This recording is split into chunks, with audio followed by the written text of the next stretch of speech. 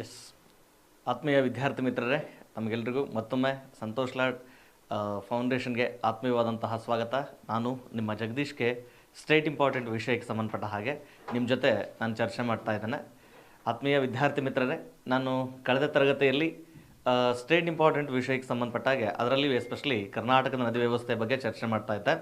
ಸ್ವಲ್ಪ ಕರ್ನಾಟಕ ನದಿ ವ್ಯವಸ್ಥೆ ವ್ಯಾಪ್ತಿಯಲ್ಲಿ ಒಂದಿಷ್ಟು ಆಳವಾಗಿಯೇ ಒಂದಿಷ್ಟು ವಿಷಯಗಳನ್ನು ಚರ್ಚೆ ಮಾಡ್ತಾ ಇದ್ದಾನೆ. ಒಂದಿಷ್ಟು ವಿಷಯಾಂಶಗಳನ್ನು ತೀರಾ ಹೆಚ್ಚು ಇಲ್ಲಿ ಪ್ರಶ್ನೆಗಳನ್ನು ಕೇಳುವ ಸಾಧ್ಯತೆಗಳಿರೋದ್ರಿಂದ ಮುಂಬರುವ ದಿನಮಾನಗಳಲ್ಲಿ ಹೇಗೆ ಪ್ರಶ್ನೆಗಳನ್ನು ಕೇಳಬಹುದು ಎನ್ನುವ ಉದ್ದೇಶ ಇಟ್ಕೊಂಡು ಒಂದಿಷ್ಟು ಹೆಚ್ಚಿಗೆ ಚರ್ಚೆ ಮಾಡ್ತಾ ಇದ್ದೇನೆ. ನಿನ್ನೆ ನಾನು ಕಾವೇರಿ ನದಿ ವ್ಯವಸ್ಥೆ ಬಗ್ಗೆ ಚರ್ಚೆ ಮಾಡ್ತಾ ಇದ್ದೆ, ಹೌದಲ್ವಾ? ಕಾವೇರಿ ನದಿಯ ಉಗಮ ಮತ್ತು ಅದು ಎಲ್ಲಿ ಯಾವ್ಯಾವ ರಾಜ್ಯಗಳಲ್ಲಿ ಹರಿಯುತ್ತೆ ಮತ್ತು ಜಲಾನಯನ ಪ್ರದೇಶಗಳೆಲ್ಲಿದ್ದಾವೆ ಅನ್ನೋದ್ರ ಬಗ್ಗೆ ನಾನು ಚರ್ಚೆ ಮಾಡ್ತಾ ಇದ್ದೆ. ಇವತ್ತು ಅದನ್ನು ಒಂದು ಸ್ವಲ್ಪ ರಿಪೀಟ್ ಮಾಡಿಕೊಂಡು ಕಂಟಿನ್ಯೂ ಮಾಡೋಣ. ಕಾವೇರಿ ನದಿ ವ್ಯವಸ್ಥೆಗೆ ಸಂಬಂಧಪಟ್ಟ ಹಾಗೆ ಗಮನದಲ್ಲಿರಲಿ, ಯಾವ ನದಿ ವ್ಯವಸ್ಥೆ ಅಂತಂದರೆ ಕಾವೇರಿ ನದಿ ವ್ಯವಸ್ಥೆಗೆ ಸಂಬಂಧಪಟ್ಟ ಹಾಗೆ ಕಾವೇರಿ ನದಿ ಅಥವಾ ಕಾವೇರಿ ನದಿ ವ್ಯವಸ್ಥೆ. ಕಾವೇರಿ ನದಿ ವ್ಯವಸ್ಥೆ ಎಸ್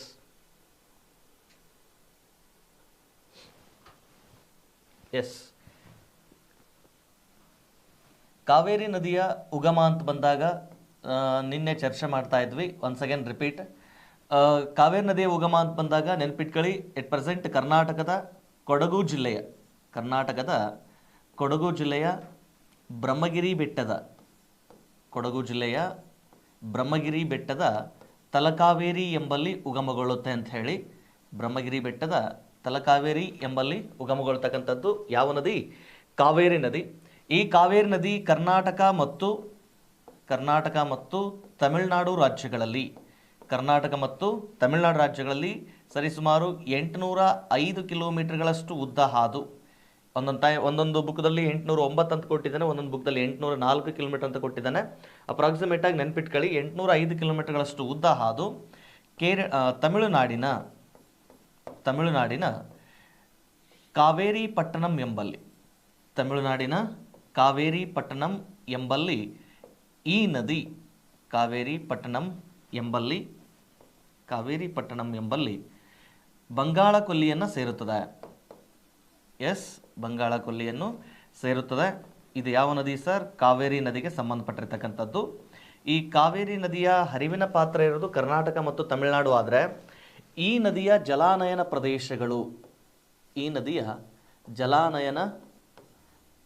ಪ್ರದೇಶ ಯಾವ್ಯಾವ ರಾಜ್ಯಗಳಲ್ಲಿ ಇದೆ ಅನ್ನೋದ್ರ ಮೇಲೆ ಪ್ರಶ್ನೆ ಕೇಳ್ತಾ ಇರ್ತಾನೆ. ಈ ನದಿಯ ಜಲಾನಯನ ಪ್ರದೇಶ ಅಂತ ಬಂದಾಗ ಕರ್ನಾಟಕ, ಆಮೇಲೆ ತಮಿಳುನಾಡು, ಕೇರಳ ಮತ್ತು ಪುದುಚೇರಿ ರಾಜ್ಯಗಳಲ್ಲಿ ಅಥವಾ ಪುದುಚೇರಿ ಕೇಂದ್ರಾಡಳಿತ ಪ್ರದೇಶಗಳಲ್ಲಿ ಸುಮಾರು 3 ರಾಜ್ಯ, 1 ಕೇಂದ್ರಾಡಳಿತ ಪ್ರದೇಶ ಅಥವಾ ಭೌಗೋಳಿಕ ವ್ಯಾಪ್ತಿಯೊಳಗೆ ಇದನ್ನು ನಾವು ಕೇಂದ್ರಾಡಳಿತ ಪ್ರದೇಶ ಅಂತಲೇ ರಾಜ್ಯ ಅಂತಲೇ ಗುರುತಿಸ್ಕೊಳ್ತಕ್ಕಂಥದ್ದು. ಈ 4 ರಾಜ್ಯಗಳಲ್ಲಿ ಇದು ಜಲಾನಯನ ವ್ಯಾಪ್ತಿಯನ್ನು ಹೊಂದಿದ್ದು. ಈ 4 ರಾಜ್ಯಗಳಲ್ಲಿ ನದಿ ನೀರಿನ ಹಂಚಿಕೆಗೆ ಸಂಬಂಧಪಟ್ಟಾಗ ಒಂದಿಷ್ಟು ವಿವಾದವನ್ನು ಇರ್ತಕ್ಕಂಥದ್ದು. ಇವುಗಳ ಬಗ್ಗೆ ನಾನು ಚರ್ಚೆ ಮಾಡಿದ್ದೆ ಆಲ್ರೆಡಿಯೂ ಕೂಡ. ಇನ್ನು ಕಾವೇರಿ ನದಿಗೆ ಸಂಬಂಧಪಟ್ಟ ಹಾಗೆ ಒಂದಿಷ್ಟು ಹೆಚ್ಚಿನ ವಿಷಯಗಳನ್ನು ತಿಳ್ಕೊಳ್ಳೋದಾದರೆ, ಕಾವೇರಿ ನದಿಗೆ ಸಂಬಂಧಪಟ್ಟ ಹಾಗೆ ಒಂದಿಷ್ಟು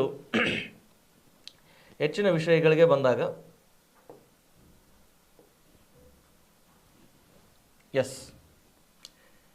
ಕಾವೇರಿ ನದಿ ವ್ಯಾಪ್ತಿಗೆ ಬಂದಾಗ ಇಲ್ಲಿ ಗಮನಿಸ್ರಿ,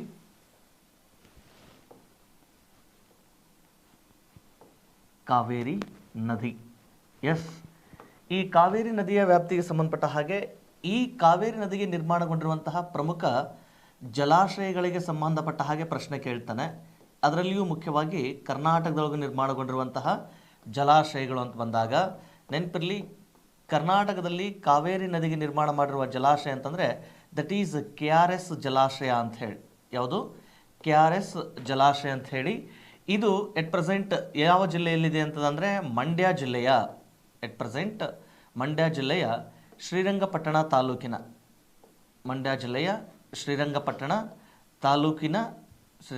ತಾಲೂಕಿನ ಕನ್ನಂಬಾಡಿಯ ಬಳಿ ನಿರ್ಮಾಣಗೊಂಡಿರ್ತಕ್ಕಂಥದ್ದು. ಶ್ರೀರಂಗಪಟ್ಟಣ ತಾಲೂಕಿನ ಕನ್ನಂಬಾಡಿಯ ಬಳಿ ನಿರ್ಮಾಣಗೊಂಡಿದೆ.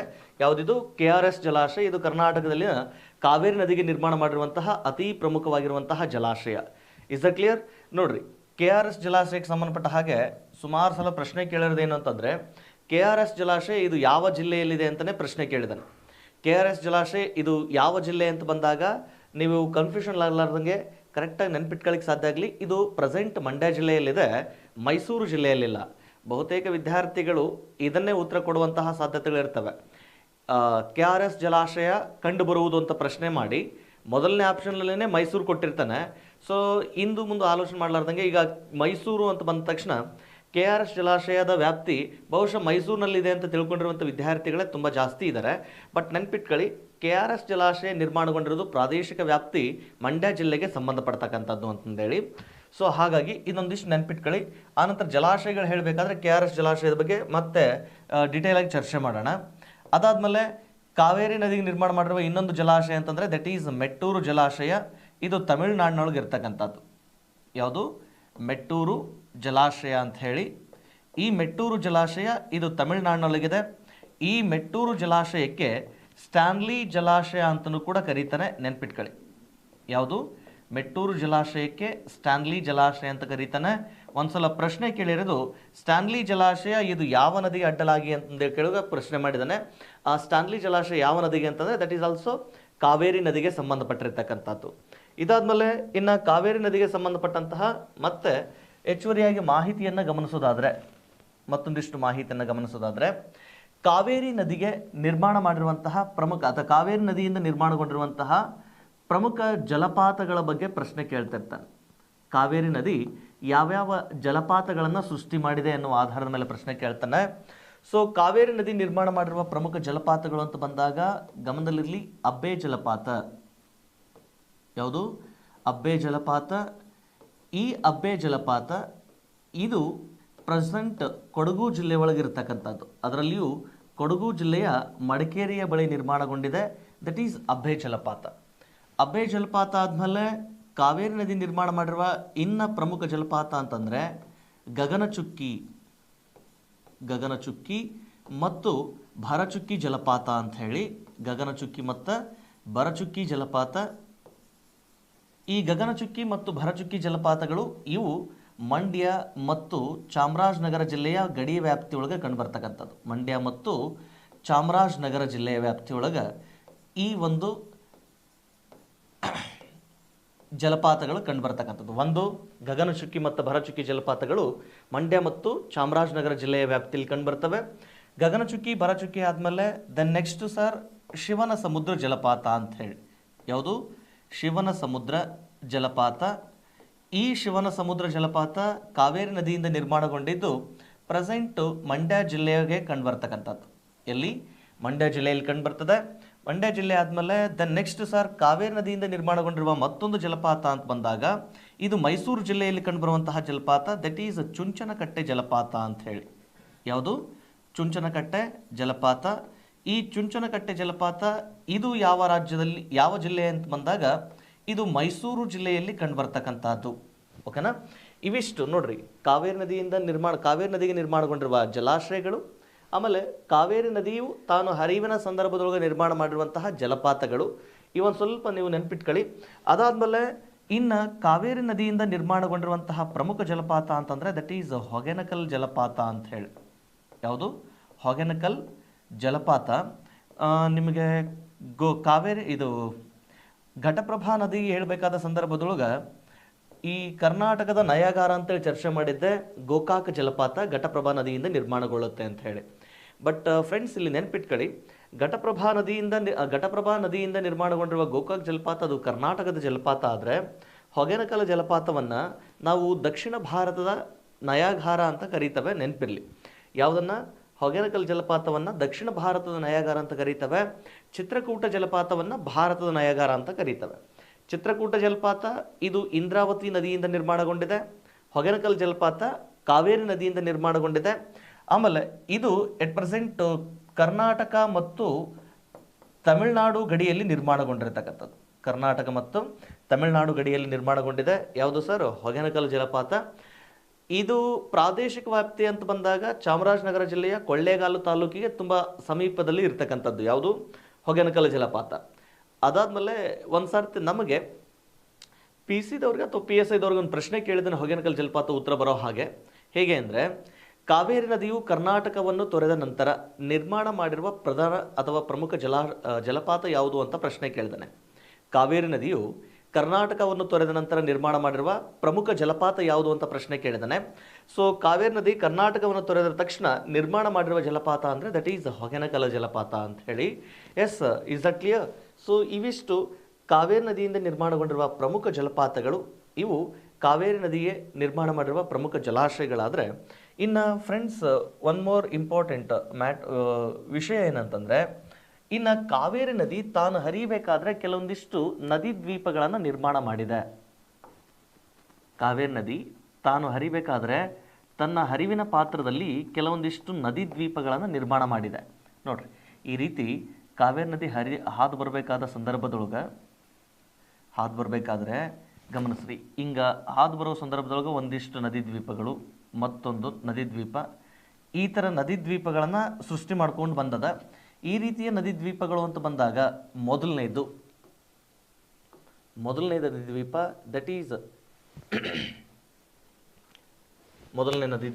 ದಟ್ ಈಸ್ ಶ್ರೀರಂಗಪಟ್ಟಣ ಅಂತ ಹೇಳಿ.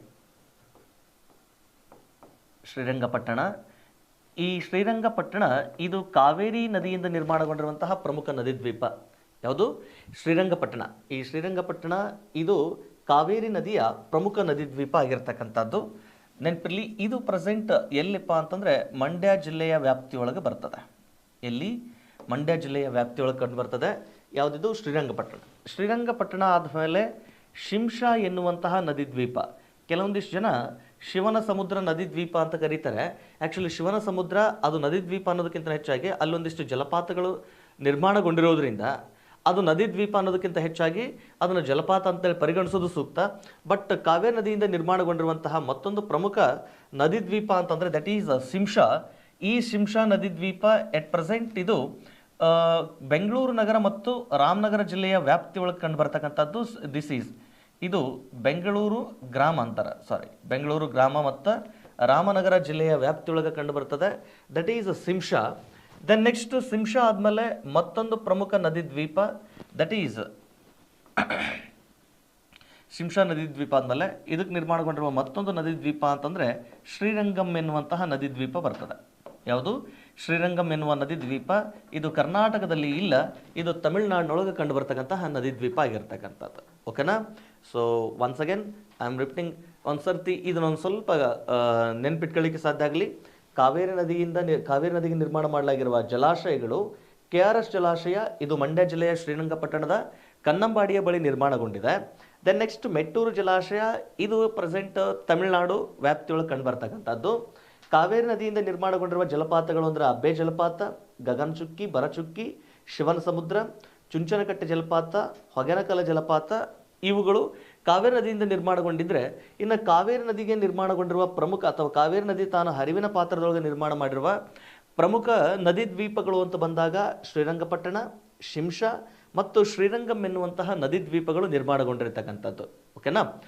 ಈ ಎಲ್ಲ ಪಾತ್ರಗಳನ್ನು ನಾವು ಸೂಕ್ಷ್ಮವಾಗಿ ಗಮನಿಸಿಕೊಂಡಾಗ ಈ ಕಾವೇರಿ ನದಿ ತನ್ನ ಹರಿವಿನ ಪಾತ್ರದಲ್ಲಿರುವಂತಹ ವ್ಯಾಪಕತೆ, ಮನಮೋಹಕತೆ, ಕೃಷಿ, ವಿದ್ಯುತ್, ಆಮೇಲೆ ಪವಿತ್ರ ಕ್ಷೇತ್ರಗಳು, ಇವೆಲ್ಲವೂ ಗಂಗಾ ನದಿಗೆ ಹೋಲಿಕೆ ಆಗುತ್ತೆ ಅನ್ನುವುದನ್ನು ಗಮನದಲ್ಲಿಟ್ಕೊಂಡು ನಾವು ಕಾವೇರಿ ನದಿಯನ್ನು ದಕ್ಷಿಣದ ಗಂಗೆ ಅಂತ ಕರಿತಾ ಇದ್ದಾವೆ. ಎಸ್, ಕಾವೇರಿ ನದಿಯನ್ನು ನಾವೇನು ಕರಿತೀವಿ? ದಕ್ಷಿಣದ ಗಂಗೆ ಅಂತೇಳಿ ಕರೀತವೆ. ಇದೊಂದು ಪಾಯಿಂಟ್ ನೆನ್ಪಿಟ್ಕೊಳ್ಳೋಕ್ಕೆ ಸಾಧ್ಯ ಆಗಲಿ. ಎಸ್, ಕಾವೇರಿ ನದಿಯನ್ನು ನಾವೆಂತ ಕರೆಯೋದು? ದಕ್ಷಿಣದ ಗಂಗೆ ಅಂತ ಕರೀತವೆ. ನೆನಪಿರಲಿ ಸರ್, ಕಾವೇರಿ ನದಿ ಇದು ದಕ್ಷಿಣದ ಗಂಗೆ ಆದರೆ ಗೋದಾವರಿ ನದಿಯನ್ನು ನಾವು ಭಾರತದ ವೃದ್ಧ ಗಂಗೆ ಅಂತಂದೇಳಿ ಕರೀತವೆ. ಕಾವೇರಿ ನದಿ ಇದು ಭಾರತದ ವೃದ್ಧ ಗಂಗೆ, ಕಾವೇರಿ ನದಿ ಇದು ಭಾರತದ ದಕ್ಷಿಣದ ಗಂಗೆ ಅಂತ ಹೇಳಿ. ಓಕೆ, ಇದಿಷ್ಟು ಒಂದು ಸ್ವಲ್ಪ ಕಾವೇರಿ ನದಿಗೆ ಸಂಬಂಧಪಟ್ಟಂತಹ ಒಂದಿಷ್ಟು ಮಾಹಿತಿ. ಆದರೆ ಇನ್ನು ಕಾವೇರಿ ನದಿಗೆ ಈ ಮತ್ತೊಂದಿಷ್ಟು ವಿಷಯಾಂಶಗಳೇನಿದ್ದಾವೆ ಕಾವೇರಿ ನದಿಯಿಂದ ತಿಳ್ಕೊಳ್ಬೋದು. ಮತ್ತು ಕಾವೇರಿ ನದಿ ವ್ಯಾಪ್ತಿಯೊಳಗೆ ಒಂದಿಷ್ಟು ವಿಷಯಾಂಶಗಳನ್ನ ತಿಳ್ಕೊಳ್ಳೋದಾದರೆ, ಕಾವೇರಿ ನದಿಗೆ ನಿರ್ಮಾಣ ಮಾಡಿರುವಂತಹ ಪ್ರಮುಖ ಯೋಜನೆಗಳಿಗೆ ಸಂಬಂಧಪಟ್ಟ ಹಾಗೆ ಒಂದಿಷ್ಟು ಮಾಹಿತಿಯನ್ನು ನೆನ್ಪಿಟ್ಕೊಳ್ಳಿಕ್ಕೆ ಸಾಧ್ಯ ಆಗಬೇಕು. ಕಾವೇರಿ ನದಿಗೆ ಕೈಗೊಂಡಿರುವಂತಹ ಪ್ರಮುಖ ಯೋಜನೆಗಳಿಗೆ ಸಂಬಂಧಪಟ್ಟ ಹಾಗೆ ಇಲ್ಲಿ ಕಾವೇರಿ ನದಿಗೆ ಕೈಗೊಂಡಿರುವಂತಹ ಪ್ರಮುಖ ಯೋಜನೆ ಅಂತ ಬಂದಾಗ ಕಾವೇರಿ ನದಿಗೆ ಕೈಗೊಂಡಿರುವಂತಹ ಪ್ರಮುಖ ಯೋಜನೆ ಅಂದರೆ ನೆನಪಿರಲಿ ಸರ್ 1902ರಲ್ಲಿ ಮಂಡ್ಯ ಜಿಲ್ಲೆಯ ಶಿವನ ಸಮುದ್ರದ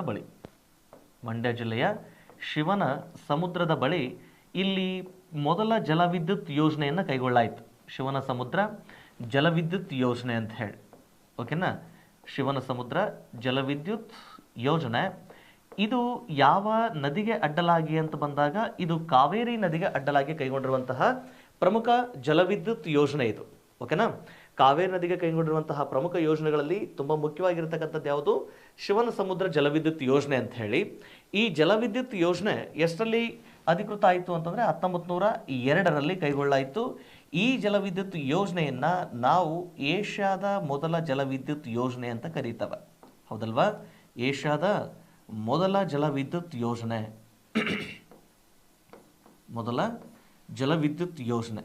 ಯಾವುದು ಸರ್? ಶಿವನ ಸಮುದ್ರ ಜಲವಿದ್ಯುತ್ ಯೋಜನೆ. ಇದು ಏಷ್ಯಾದಲ್ಲೇ ನಿರ್ಮಾಣಗೊಂಡಂತಹ ಮೊದಲ ಜಲವಿದ್ಯುತ್ ಯೋಜನೆ ಆಗಿರ್ತಕ್ಕಂಥದ್ದು, ಓಕೆ. ಈ ಜಲವಿದ್ಯುತ್ ಯೋಜನೆಯ ಮುಖಾಂತರ 1902ರಲ್ಲಿನ ಈ ಜಲವಿದ್ಯುತ್ ಯೋಜನೆ ಮುಖಾಂತರ 1905ರಲ್ಲಿ ಬೆಂಗಳೂರು ನಗರ ಇಲ್ಲಿ ಉತ್ಪಾದನೆಯಾದಂತಹ ವಿದ್ಯುತ್ತಿನ ಸೌಲಭ್ಯವನ್ನು ಪಡೆದುಕೊಳ್ತು. ಬೆಂಗಳೂರು ನಗರ ವಿದ್ಯುತ್ ಸೌಲಭ್ಯವನ್ನು ಪಡೆದುಕೊಳ್ತು, ನೆನಪಿರಲಿ. ವಿದ್ಯುತ್ ಸೌಲಭ್ಯ ಪಡೆದುಕೊಳ್ತದೆ. ಯಾವುದು ಸರ್? That is Bengaluru. ಇಲ್ಲಿ ಬೆಂಗಳೂರು ನಗರ ನಾವಿಲ್ಲಿ ಗಮನಿಸ್ಕೊಳ್ತಕ್ಕಂಥದ್ದು ಭಾರತದಲ್ಲಿ ಮೊದಲ ಬಾರಿಗೆ ವಿದ್ಯುತ್ನ ಸೌಲಭ್ಯ ಪಡೆದಂತಹ ನಗರ. ಹೆಚ್ಚು ಕಡಿಮೆ ಕೆಲವೊಂದಿಷ್ಟು ಜನ ಅಭಿಪ್ರಾಯ ಪಡ್ತಾರೆ ಇಡೀ ಏಷ್ಯಾದಲ್ಲಿ ವಿದ್ಯುತ್ನ ಸೌಲಭ್ಯ ಪಡೆದ ನಗರ ಅಂತ ಬಂದಾಗ ಅದು ಬೆಂಗಳೂರು ಅಂತಲೂ ಕೂಡ ಕೆಲವೊಬ್ಬರು ಅಭಿಪ್ರಾಯ ಪಡ್ತಾರೆ. ಆದರೆ ಅಧಿಕೃತವಾಗಿ ನಮಗೆ ನಂಬೋದಕ್ಕೆ ಸಾಕ್ಷಿ ಇರೋದೇನಪ್ಪ ಅಂದರೆ ಇಡೀ ಭಾರತದಲ್ಲಿ ವಿದ್ಯುತ್ನ ಸೌಲಭ್ಯ ಪಡೆದ ಮೊದಲ ನಗರ ಅಂತ ಬಂದಾಗ ದಟ್ ಈಸ್ ಬೆಂಗಳೂರು ಅಂತ ಹೇಳಿ.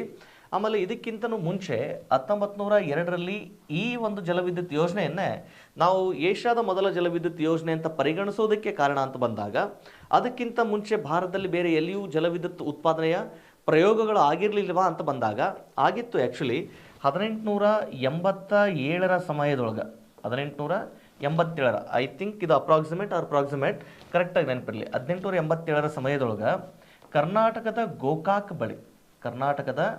ಗೋಕಾಕ್ ಬಳಿ ಇಲ್ಲಿ ಜಲವಿದ್ಯುತ್ತನ್ನು ಉತ್ಪಾದನೆ ಮಾಡುವಂತಹ ಪ್ರಯೋಗ ನಡೆಯುತ್ತದೆ. ಇಲ್ಲಿ ಗೋಕಾಕ್ ಬಳಿ. ಬಟ್ ಅಲ್ಲಿ ಉತ್ಪಾದನೆಯಾದಂತಹ ವಿದ್ಯುತ್ತು ಇದು ವಾಣಿಜ್ಯದ ಬಳಕೆಗೆ ಪೂರೈಕೆಯಾಗುವಷ್ಟು ವಿದ್ಯುತ್ನ ಉತ್ಪಾದನೆ ಆಗಿರಲಿಲ್ಲ. ಪರಿಣಾಮ ಇಲ್ಲಿ ಉತ್ಪಾದನೆಯಾಗಿತ್ತು ಅನ್ನೋದು ಮಾತ್ರ ಸ್ಪಷ್ಟ, ಆದರೆ ಇದು ವಾಣಿಜ್ಯದ ಬಳಕೆಗೆ ಆಗಿರಲಿಲ್ಲ ಅನ್ನೋದು ಕೂಡ ಕಾರಣ ಆಗಿತ್ತು. ಪರಿಣಾಮ ಇದನ್ನು ಮೊದಲ ಜಲವಿದ್ಯುತ್ ಯೋಜನೆ ಅಂತ ಪರಿಗಣಿಸೋದಕ್ಕಾಗಿಲ್ಲ.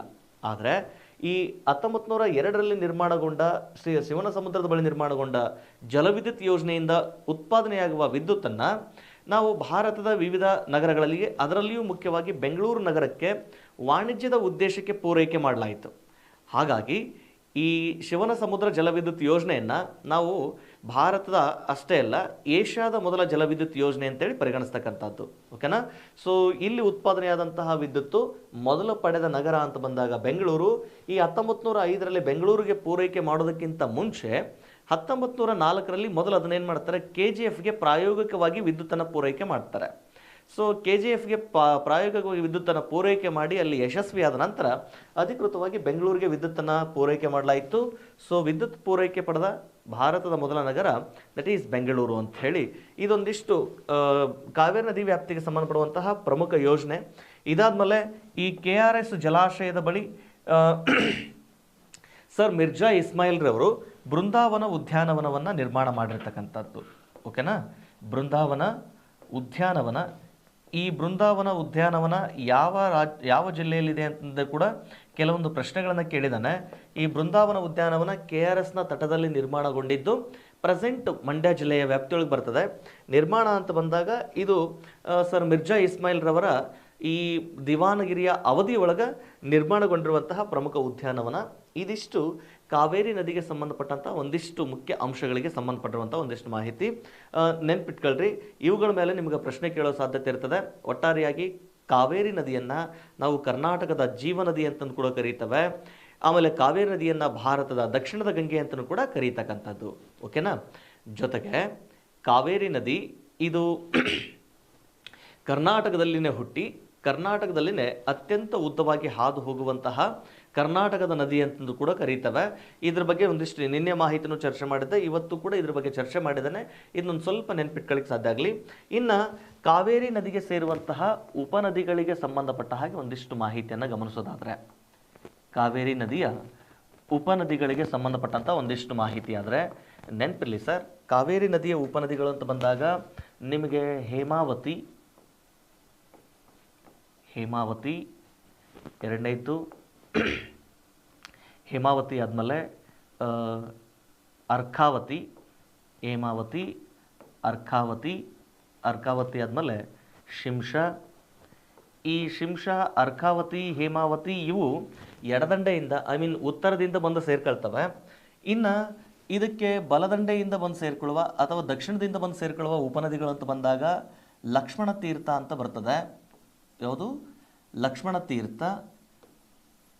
ತೀರ್ಥ ಆದಮೇಲೆ ಈ ನದಿಯನ್ನು ಸೇರುವ ಮತ್ತೆ ಉಪನದಿಗಳು ಅಂತ ಬಂದಾಗ ಹಾರಂಗಿ ಆದಮೇಲೆ ದೆನ್ ನೆಕ್ಸ್ಟು ಕಬಿನಿ, ಅದಾದಮೇಲೆ ಏಳನೇದು ಇವು ಕರ್ನಾಟಕದ ವ್ಯಾಪ್ತಿಯೊಳಗಾದರೆ ತಮಿಳ್ನಾಡಿನೊಳಗೆ ಭವಾನಿ ಅಂತಂದೇಳಿ ಬಂದು ಸೇರ್ಕೊಳ್ತದೆ. ಭವಾನಿ ಆದಮೇಲೆ ದೆನ್ ನೆಕ್ಸ್ಟ್ ಇನ್ನೊಂದು ಅಮರಾವತಿ ಅಂತೇಳಿ ಬಂದು ಸೇರ್ಕೊಳ್ತದೆ. ಯಾವುದು ಸರ್? ಅಮರಾವತಿ ಅಂತ ಹೇಳಿ. ಇವುಗಳು ಎಡದಂಡೆಯ ಉಪನದಿಗಳಾದರೆ ಇವು ಬಲದಂಡೆಯ ಉಪನದಿಗಳು. ಇವುಗಳು ನಾವು ಸ್ವಲ್ಪ ಇಲ್ಲಿ ಡಯಾಗ್ರಾಮ್ ಮೂಲಕನೇ ಒಂದೀಟು ತಿಳ್ಕೊಳ್ಳೋಕೆ ಪ್ರಯತ್ನ ಮಾಡೋಂತಾರೆ. ಹಾಗಿದ್ರೆ ನಿಮ್ಗೆ ಈ ನದಿ ವ್ಯವಸ್ಥೆಯ ಬಗ್ಗೆ ಒಂದು ಸ್ವಲ್ಪ ಮಾಹಿತಿ ತಿಳ್ಕೊಳ್ಳೋಕೆ ಸಾಧ್ಯ ಆಗ್ತದೆ. ನೋಡ್ರಿ, ಕಾವೇರಿ ನದಿಯ ವ್ಯಾಪ್ತಿ ಅಂತ ಬಂದಾಗ ನೆನಪಿರಲಿ, ಇದು ಕಾವೇರಿ ನದಿ ಹಾದು ಬರಬೇಕಾದ ಸಂದರ್ಭದೊಳಗೆ ಕಾವೇರಿ ನದಿ, ಆಮೇಲೆ ಇದೊಂದು ಡೆಲ್ಟಾವನ್ನು ನಿರ್ಮಾಣ ಮಾಡಿದೆ. ಇದು ಚೌಕಾಕಾರದ ಡೆಲ್ಟಾ ಇದೆ.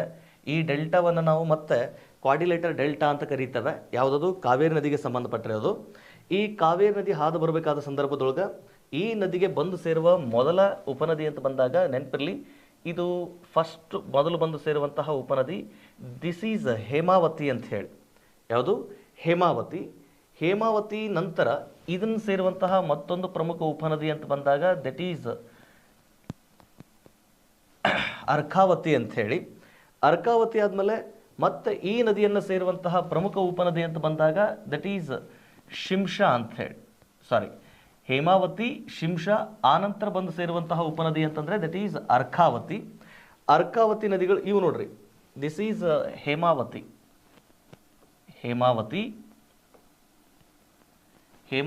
ನಂತರ ಬಂದು ಸೇರುವಂತಹ ಮತ್ತೊಂದು ಪ್ರಮುಖ ಉಪನದಿ ಅಂತ ಬಂದಾಗ ದಿಸ್ ಈಸ್ ಶಿಂಷಾ ನಂತರ ಬಂದು ಸೇರುವ ಉಪನದಿ ಅಂತಂದರೆ ದಟ್ ಈಸ್ ಅರ್ಕಾವತಿ ಅಂತ ಹೇಳಿ. ಇವು ಕಾವೇರಿ ನದಿಯನ್ನು ಎಡದಂಡೆಯಿಂದ ಬಂದು ಸೇರುವಂತಹ ಉಪನದಿಗಳು. ಉಪನದಿಗಳಾದರೆ ಇನ್ನು ಕಾವೇರಿ ನದಿಯನ್ನು ಬಲದಂಡೆಯಿಂದ ಬಂದು ಸೇರುವ ಪ್ರಮುಖ ಉಪನದಿಗಳಲ್ಲಿ ಪ್ರಮುಖ ಉಪನದಿಗಳಲ್ಲಿ ದೆನ್ ನೆಕ್ಸ್ಟ್ ಮೊದಲನೇದು ಯಾವುದು ಅಂತಂದರೆ ದಟ್ ಈಸ್ ಲಕ್ಷ್ಮಣ ತೀರ್ಥ ಅಂಥೇಳಿ. ಲಕ್ಷ್ಮಣ ತೀರ್ಥ ಆದಮೇಲೆ ಮತ್ತೆ ಹೋಗಿ ಸೇರುವಂತಹ ಉಪನದಿ ದೆನ್ ನೆಕ್ಸ್ಟು ಹಾರಂಗಿ ಆದಮೇಲೆ ಮತ್ತೆ ಕೇರಳದಿಂದ ಉಗಮಗೊಂಡು ಬರುವಂತಹ ಮತ್ತೊಂದು ಪ್ರಮುಖ ಉಪನದಿ ದಟ್ ಈಸ್ ಕಬಿನಿ ಆದಮೇಲೆ ಆನಂತರ ಭವಾನಿ ಮತ್ತು ಅಮರಾವತಿ ಎನ್ನುವಂತಹ ಉಪನದಿಗಳು ಬಂದು ಸೇರ್ಕೊಳ್ತವೆ. ನೆನಪಿರಲಿ, ಯಾವ್ಯಾವ ಉಪನದಿಗಳು ಅಂತ ಬಂದಾಗ ಮೊದಲನೇದು ಲಕ್ಷ್ಮಣ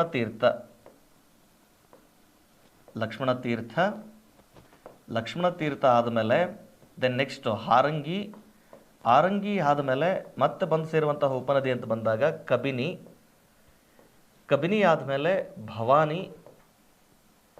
ಭವಾನಿ ಆದಮೇಲೆ ಅಮರಾವತಿ ಅಂತಂದೇಳಿ. ಇಲ್ಲಿ ನಾನು ಅಪ್ರಾಕ್ಸಿಮೇಟಾಗಿ ನಿಮಗೆ ಡ್ರಾ ಮೂಲಕ ತೋರಿಸ್ತಾ ಇದ್ದೇನೆ. ಅಪ್ರಾಕ್ಸಿಮೇಟ್ ಇದೆ ಆ್ಯಕ್ಚುಲಿ.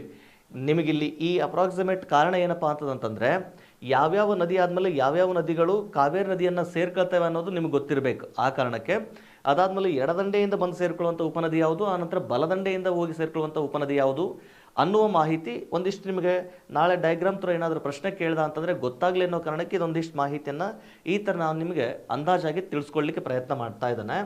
ಇನ್ನು ಹೇಮಾವತಿ ನದಿಗೊಂದು ಉಪನದಿ ಇದೆ, ದಟ್ ಈಸ್ ಯುಗಚಿ ಅಂತ ಹೇಳಿ. ಹೇಮಾವತಿ ನದಿಗೊಂದು ಉಪನದಿ ಇದೆ, that is Yagachi. Okay, Yagachi ಇದು ಹೇಮಾವತಿ ನದಿಯ ಉಪನದಿ. ಇನ್ನು ಅರ್ಕಾವತಿ ನದಿಗೊಂದು ಉಪನದಿ ಬರ್ತದೆ.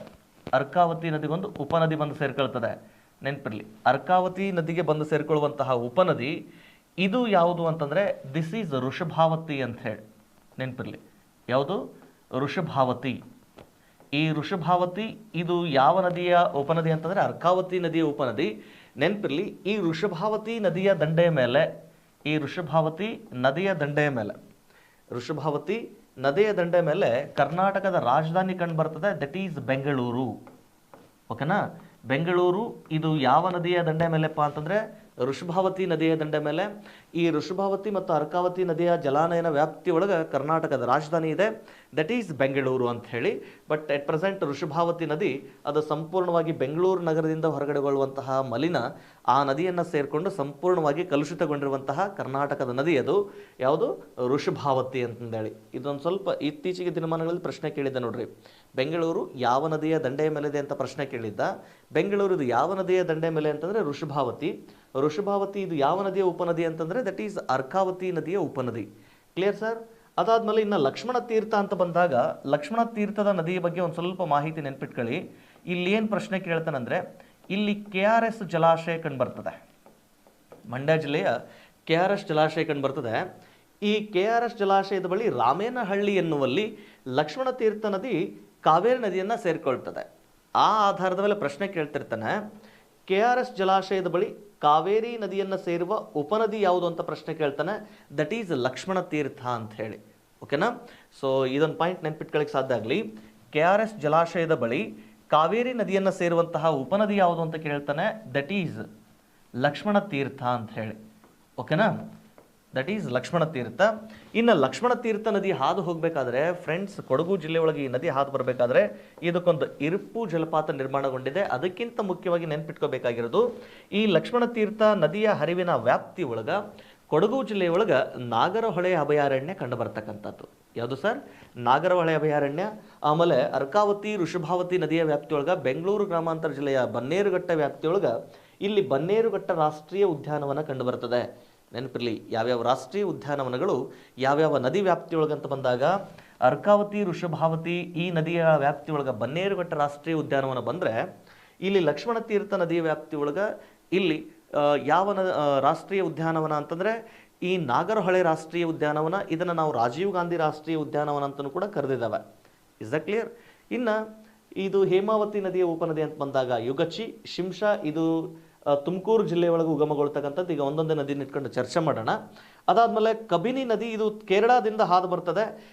ಕಬಿನಿ ನದಿ ಇದು ಕೇರಳದಿಂದ ಹಾದು ಬಂದು ಕರ್ನಾಟಕದಲ್ಲಿ ಹಾದು ಬರಬೇಕಾದ್ರೆ ಇದಕ್ಕೆ ನಾವು ಕಪಿಲಾ ಅಂತಂದೇಳಿ ಹೆಸರಿಂದ ಕರೀತೇವೆ. ನೆನಪಿರಲಿ, ಕಪಿಲಾ ಅಂತ ಕರೀತೇವೆ. ಯಾವ ನದಿಗೆ? ಕಬಿನಿ ನದಿಗೆ. ಕರ್ನಾಟಕದೊಳಗೆ ಕಪಿಲಾ ಅಂತ ಗುರುತಿಸ್ತವೆ. ಈ ಕಪಿಲಾ ನದಿಯ ದಂಡೆಯ ಮೇಲೆ ಕರ್ನಾಟಕದ ಅತ್ಯಂತ ಎತ್ತರದ ದೇವಾಲಯ ನಂಜನಗೂಡು ನಂಜುಂಡೇಶ್ವರ ದೇವಾಲಯ ನಿರ್ಮಾಣಗೊಂಡಿದೆ.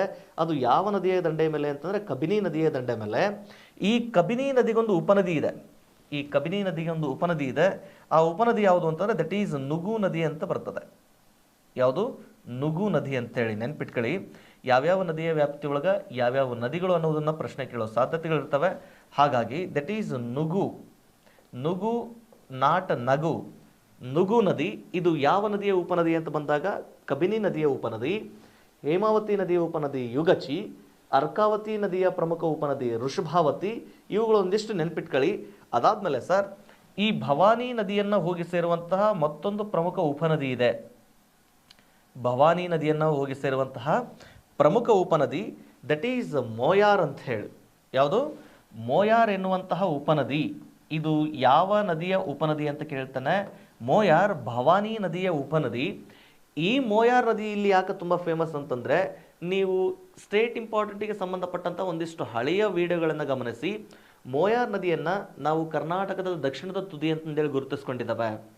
ಈ ಮೋಯಾರ್ ನದಿ ಕರ್ನಾಟಕ ಮತ್ತು ತಮಿಳುನಾಡನ್ನು ಪ್ರತ್ಯೇಕಿಸುತ್ತೆ. ಪರಿಣಾಮ ಮೋಯಾರ್ ನದಿಯನ್ನು ನಾವು ಕರ್ನಾಟಕದ ದಕ್ಷಿಣದ ತುದಿ ಅಂತಂದೇಳಿ ಗುರುತಿಸ್ಕೊಂಡಿದ್ದೇವೆ. ಮೋಯಾರ್ ಇದು ಯಾವ ನದಿಯ ಉಪನದಿ ಅಂತಂದರೆ ಅದು ಭವಾನಿ ನದಿಯ ಉಪನದಿಯಾಗಿರ್ತಕ್ಕಂಥದ್ದು. Is that clear sir? ಇದಕ್ಕಿಂತ ಮುಖ್ಯವಾಗಿ ಈ ಮೋಯಾರ್ ನದಿಯ ಹರಿವಿನ ಪಾತ್ರದಲ್ಲಿ ನೆನ್ಪಿಟ್ಕೊಳ್ಳಿ, ಈ ಕರ್ನಾಟಕದ ಅತಿ ಉದ್ದದ ರಾಷ್ಟ್ರೀಯ ಉದ್ಯಾನವನ ಬಂಡೀಪುರ ರಾಷ್ಟ್ರೀಯ ಉದ್ಯಾನವನ ಈ ವ್ಯಾಪ್ತಿಯೊಳಗೆ ಕಂಡುಬರ್ತದೆ. ಬಂಡೀಪುರ ರಾಷ್ಟ್ರೀಯ ಉದ್ಯಾನವನ ಇದು ಯಾವ ಜಲಾನಯನ ವ್ಯಾಪ್ತಿಯಲ್ಲಿ ಅಂತಂದರೆ ಕಾವೇರಿ ಜಲಾನಯನ ವ್ಯಾಪ್ತಿ, ಅದರಲ್ಲಿಯೂ ಮುಖ್ಯವಾಗಿ ಮೋಯಾರ್ ನದಿಯ ವ್ಯಾಪ್ತಿಯೊಳಗೆ ಕಂಡುಬರ್ತಕ್ಕಂಥದ್ದು ಅಂತ ಹೇಳಿ. ಸೊ ಇನ್ನು ಮೋಯಾರ್ ಇದು ಯಾವ ನದಿಯ ಉಪನದಿ ಅಂತಂದರೆ ಭವಾನಿ ನದಿಯ ಉಪನದಿ. ಭವಾನಿ ನದಿಗೆ ತಮಿಳುನಾಡೊಳಗೆ ಭವಾನಿ ಸಾಗರ ಎನ್ನುವಂಥ ಜಲಾಶಯವನ್ನು ನಿರ್ಮಾಣ ಮಾಡಿದ್ದಾನೆ. ಅದೊಂದು ಸ್ವಲ್ಪ ನೀವು ನೆನ್ಪಿಟ್ಕೊಳ್ಳಿಕ್ಕೆ ಸಾಧ್ಯ ಆಗಿರಲಿ. ಓಕೆನಾ? ಇಲ್ಲಿ ಮುಖ್ಯವಾಗಿ ಹೇಮಾವತಿ ನದಿಯನ್ನು ಸೇರುವ ಉಪನದಿ ಯುಗಚಿ, ಅರ್ಕಾವತಿ ನದಿಯ ಉಪನದಿ ಋಷಭಾವತಿ, ದೆನ್ ಲಕ್ಷ್ಮಣ ತೀರ್ಥ, ಹಾರಂಗಿ, ಆಮೇಲೆ ಕಬಿನಿ ನದಿಯ ಉಪನದಿ ನುಗು, ಭವಾನಿ ನದಿಯ ಉಪನದಿ ಮೋಯಾರ್. ಈ ಅಷ್ಟು ನದಿಗಳು ಎಲ್ಲಿ ಸೇರ್ಕೊಳ್ತಕ್ಕಂಥದ್ದು? ಕಾವೇರಿ ಜಲಾನಯನ ವ್ಯಾಪ್ತಿಯೊಳಗ ಅಂಥೇಳಿ. ಇಲ್ಲಿ ಯಾಕೆ ಈ ನದಿಗಳಿಗೆ ಸಂಬಂಧಪಟ್ಟ ಹಾಗೆ ಎಲ್ಲಿ ಒಂದಿಷ್ಟು ಮಾಹಿತಿ ಇದೆಯೋ ಆ ಮಾಹಿತಿಯನ್ನು ನಿಮಗೆ ನೀಡಲಿಕ್ಕೆ ಪ್ರಯತ್ನ ಮಾಡಿರುವ ಉದ್ದೇಶ ಏನಪ್ಪ ಅಂದರೆ, ಹೇಮಾವತಿ ನದಿಯ ಉಪನದಿ ಯಾವುದು ಅಂತ ಪ್ರಶ್ನೆ ಕೇಳಿದ್ದೇನೆ ಅಂದಮೇಲೆ ಇನ್ನು ಈ ಉಳಿದ ನದಿಗಳಿಗೆ ಸಂಬಂಧಪಟ್ಟ ಹಾಗೆ ನಿಮ್ಗೆ ಪ್ರಶ್ನೆ ಕೇಳೋ ಸಾಧ್ಯತೆ ಇರ್ತದೆ. ಅದೊಂದು ಪಾಯಿಂಟ್ ನೆನ್ಪಿಟ್ಕೊಳ್ಳಿ. ಅದಾದಮೇಲೆ ಇಲ್ಲೊಂದಿಷ್ಟೇನು ಡೆಲ್ಟಾ ಇದೆ ನೋಡ್ರಿ, ಇದನ್ನು ನಾವು ಲೋಬೆಡ್ ಡೆಲ್ಟಾ, ಕ್ವಾಡಿಲೇಟರ್ ಡೆಲ್ಟಾ ಅಂತೇಳಿ ಕರೀತಾನೆ. ಇದನ್ನು ಸ್ವಲ್ಪ ನೆನ್ಪಿಟ್ಕೊಳ್ಳಿ. ಕ್ವಾಡಿಲೇಟರ್ ಡೆಲ್ಟಾ. ಏನು ಕ್ವಾಡಿಲೇಟರ್ ಡೆಲ್ಟಾ ಅನ್ನಪ್ಪ ಅಂತಂದರೆ ಇದನ್ನು ನಾವು ನದಿಮುಖಜ ಭೂಮಿ ಅಂತ ಕರಿತಿರ್ತವೆ. ಯಾವುದನ್ನು? ಡೆಲ್ಟಾ ಅಂತಂದರೆ ನದಿಮುಖಜ ಭೂಮಿ. ಚೌಕಾಕಾರದಲ್ಲಿ ಏನಾದರೂ ನದಿಮುಖಜ ಭೂಮಿ ನಿರ್ಮಾಣಗೊಂಡಿದ್ರೆ ಅದನ್ನು ನಾವು ಕ್ವಾಡಿಲೇಟರ್ ಅಂತ ಕರೀತೇವೆ. ಅದಾದಮೇಲೆ ಒಂದು ಸ್ವಲ್ಪ ಇಲ್ಲಿ ಒಂದಿಷ್ಟು ಹೇಳಿರ್ತೇನೆ ನೋಡ್ರಿ, ನೆನ್ಪಿಟ್ಕೊಳ್ಳಿಕ್ಕೆ ಸಾಧ್ಯ ಆಗಲಿ. ತ್ರಿಭುಜಾಕಾರದಲ್ಲಿ ಏನಾದರೂ ಡೆಲ್ಟಾ ನಿರ್ಮಾಣಗೊಂಡಿದ್ರೆ ಅದನ್ನು ನಾವು ಆರ್ಕ್ಯುವೇಟ್ ಡೆಲ್ಟಾ ಅಂತ ಕರೀತೇವೆ. ಯಾವುದು? ಆರ್ಕ್ಯುವೇಟ್ ಡೆಲ್ಟಾ ಅಂತ ಹೇಳಿ. ಈ ಭಾರತದ ಅತಿ ದೊಡ್ಡ ಆರ್ಕ್ಯುವೇಟ್ ಡೆಲ್ಟಾ ಅಂತಂದರೆ ದಟ್ ಈಸ್ ಗಂಗಾ ನದಿ ನದಿಮುಖಜ ಭೂಮಿ. ಗಂಗಾ ನದಿ ಆ ನದಿಮುಖಜ ಭೂಮಿ ಏನೈತಲ್ಲ ದಟ್ ಈಸ್ ಆರ್ಕ್ಯುವೇಟ್ ಡೆಲ್ಟಾ. ಆಮೇಲೆ ಪ್ರಪಂಚದ ಅತಿ ದೊಡ್ಡ ಆರ್ಕ್ಯುವೇಟ್ ಅಂತಂದರೆ ದಟ್ ಈಸ್ ಸುಂದರ್ಬನ್ಸ್ ನದಿಮುಖಜ ಭೂಮಿ ಅಂತ ಕರೀತೇವೆ. ಸುಂದರ್ಬನ್ಸ್ ನದಿಮುಖಜ ಭೂಮಿ ದಟ್ ಈಸ್ ಆರ್ಕ್ಯುವೇಟ್ ಡೆಲ್ಟಾಕ್ಕೆ ಉದಾಹರಣೆ ಅಂತೇಳಿ ಕರೀತೇವೆ. ನೆನಪಿರಲಿ, ಆರ್ಕ್ಯುವೇಟ್ ಡೆಲ್ಟಾಗೆ ಕರ್ನಾಟಕ ಭಾರತದಲ್ಲಿನ ಉದಾಹರಣೆಗಳಂತ ಬಂದಾಗ ಗಂಗಾ ನದಿ, ಆಮೇಲೆ ಮಹಾನದಿ, ಕೃಷ್ಣಾ ನದಿ, ಇವುಗಳು ಆರ್ಕ್ಯುವೇಟ್ ಡೆಲ್ಟಾಗೆ ಉದಾಹರಣೆಗಳು. ಒಂದು ಕಡೆ ನೋಟ್ ಮಾಡಿ ಇಟ್ಕೊಳ್ಳಿಕ್ಕೆ ಸಾಧ್ಯ ಆಗಲಿ.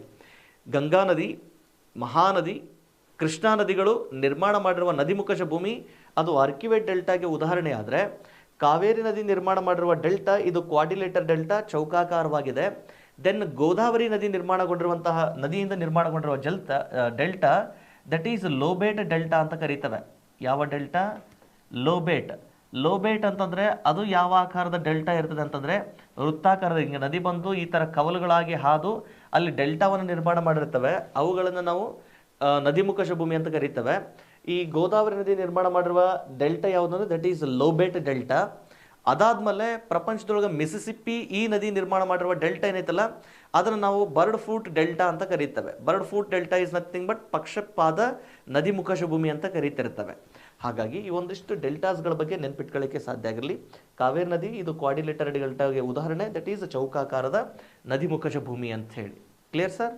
ಇದಾದಮೇಲೆ ಇನ್ನು ಕಾವೇರಿ ನದಿಗೆ ಸಂಬಂಧಪಟ್ಟ ಹಾಗೆ ಒಂದಿಷ್ಟು ಉಪನದಿಗಳೇನದವಲ್ಲ ಇವುಗಳ ಬಗ್ಗೆ ಒಂದೊಂದಾಗಿ ಒಂದಿಷ್ಟು ಮಾಹಿತಿಯನ್ನು ತಿಳ್ಕೊಳ್ಳಿಕ್ಕೆ ಪ್ರಯತ್ನ ಮಾಡೋಣ. ಕಾವೇರಿ ನದಿಯ ಉಪನದಿಗಳಿಗೆ ಸಂಬಂಧಪಟ್ಟ ಹಾಗೆ ಒಂದೊಂದೇ ಒಂದಿಷ್ಟು ಉಪನದಿಗಳ ಮಾಹಿತಿಯನ್ನು ತಿಳ್ಕೊಳ್ಳೋದಾದರೆ, ಮೊದಲನೆಯ ಉಪನದಿ ದಟ್ ಈಸ್ ಹೇಮಾವತಿ ಅಂತಂದೇಳಿ. ಸ್ವಲ್ಪ ಇವುಗಳ ಬಗ್ಗೆ ಒಂದಿಟ್ಟು ಮಾಹಿತಿ ಇದೆ, ಒಂದು ಕಡೆ ಬರೆದಿಟ್ಕೊಳ್ಳಿಕ್ಕೆ ಸಾಧ್ಯ ಆಗಲಿ ಫ್ರೆಂಡ್ಸ್. ಹೇಮಾವತಿ ನದಿಯ ಉಗಮ ಅಂತ ಬಂದಾಗ ಇದು ಎಲ್ಲಿ ಉಗಮಗೊಳ್ಳುತ್ತೆ ಅಂತ ಬಂದಾಗ ನೆನಪಿರಲಿ, ಹೇಮಾವತಿ ನದಿ ಇದರ ಉಗಮ ಎಟ್ ಪ್ರೆಸೆಂಟ್ ಚಿಕ್ಕಮಗಳೂರು ಜಿಲ್ಲೆಯ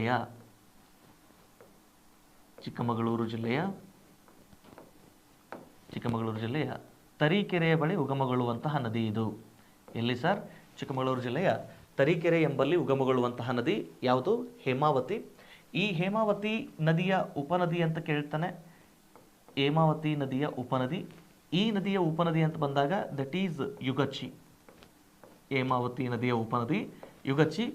ಈ ಹೇಮಾವತಿ ನದಿಗೆ ನಿರ್ಮಾಣ ಮಾಡಿರುವಂತಹ ಪ್ರಮುಖ ಜಲಾಶಯ ಅಂತ ಪ್ರಶ್ನೆ ಕೇಳ್ತಾನೆ. ಹೇಮಾವತಿ ನದಿಗೆ ನಿರ್ಮಾಣ ಮಾಡಿರುವ ಪ್ರಮುಖ ಜಲಾಶಯ ಅಂತಂದರೆ ದಟ್ ಈಸ್ ಗೋರೂರು ಜಲಾಶಯ ಅಥವಾ ಹೇಮಾವತಿ ಜಲಾಶಯ ಅಂತ ಕರೀತಾನೆ. ಗೋರೂರು ಜಲಾಶಯ ಅಥವಾ ಹೇಮಾವತಿ ಜಲಾಶಯ ಅಂತ ಹೇಳಿ ನಿರ್ಮಾಣ ಮಾಡಿದೆ. ಇದು ಯಾವ ಜಿಲ್ಲೆಯಲ್ಲಿದೆಯಪ್ಪ ಅಂದರೆ ಹಾಸನ ಜಿಲ್ಲೆಯ ಗೋರೂರು ಬಳಿ ನಿರ್ಮಾಣ ಮಾಡಿರ್ತಕ್ಕಂಥದ್ದು. ಹಾಸನ ಜಿಲ್ಲೆಯ ಗೋರೂರು ಬಳಿ ನಿರ್ಮಾಣ ಮಾಡಿರ್ತಕ್ಕಂಥ ಜಲಾಶಯ ದಟ್ ಈಸ್ ಗೋರೂರು ಜಲಾಶಯ ಅಂತ ಹೇಳಿ ನೆನಪಿರಲಿ. ಹೇಮಾವತಿಯ ಉಗಮ ಅಂತ ಬಂದಾಗ ಚಿಕ್ಕಮಗಳೂರು ಜಿಲ್ಲೆಯ ತರೀಕೆರೆಯ ಬಳಿ ಉಗಮಗೊಂಡಿದೆ. ಇದರ ಉಪನದಿ ಅಂತಾರೆ ಯುಗಚಿ. ಹೇಮಾವತಿ ನದಿಗೆ ನಿರ್ಮಾಣ ಮಾಡಿರುವ ಪ್ರಮುಖ ಜಲಾಶಯ ಅಂತಂದರೆ ಗೋರೂರು ಜಲಾಶಯ. ಇದನ್ನು ನಾವು ಹೇಮಾವತಿ ಜಲಾಶಯ ಅಂತಲೂ ಕೂಡ ಕರೀತಕ್ಕಂಥದ್ದು. ಅಥವಾ ಹೇಮಾವತಿ ಜಲಾಶಯ ಯಾವ ಜಿಲ್ಲೆಯಲ್ಲಿದೆ ಅಂತ ಪ್ರಶ್ನೆ ಕೇಳ್ದ ಅಂದರೆ ನೆನಪಿರಲಿ, ದಟ್ ಈಸ್ ಹಾಸನ ಜಿಲ್ಲೆಯ ವ್ಯಾಪ್ತಿಯೊಳಗೆ ಕಂಡುಬರುವಂತಹ ಪ್ರಮುಖ ಕಾವೇರಿ ನದಿಯ ಉಪನದಿಯಾಗಿರ್ತಕ್ಕಂಥದ್ದು. ಹೇಮಾವತಿ ನದಿ ಆದಮೇಲೆ ಮತ್ತೆ ನೆಕ್ಸ್ಟ್ ಸರ್, ಈ ಕಾವೇರಿ ನದಿಯ ಪ್ರಮುಖ ಉಪನದಿಗಳಲ್ಲಿ ಮತ್ತೊಂದು ಪ್ರಮುಖ ಉಪನದಿ ದಟ್ ಈಸ್ ಶಿಂಷಾ ಅಂತ ಹೇಳಿ. ಯಾವುದು? ಶಿಂಷಾ. ಈ ಶಿಂಷಾ ನದಿಯ ಉಗಮ ಅಂತ ಬಂದಾಗ, ಶಿಂಷಾ ನದಿಯ ಉಗಮ ಇದು ತುಮಕೂರು ಜಿಲ್ಲೆಯ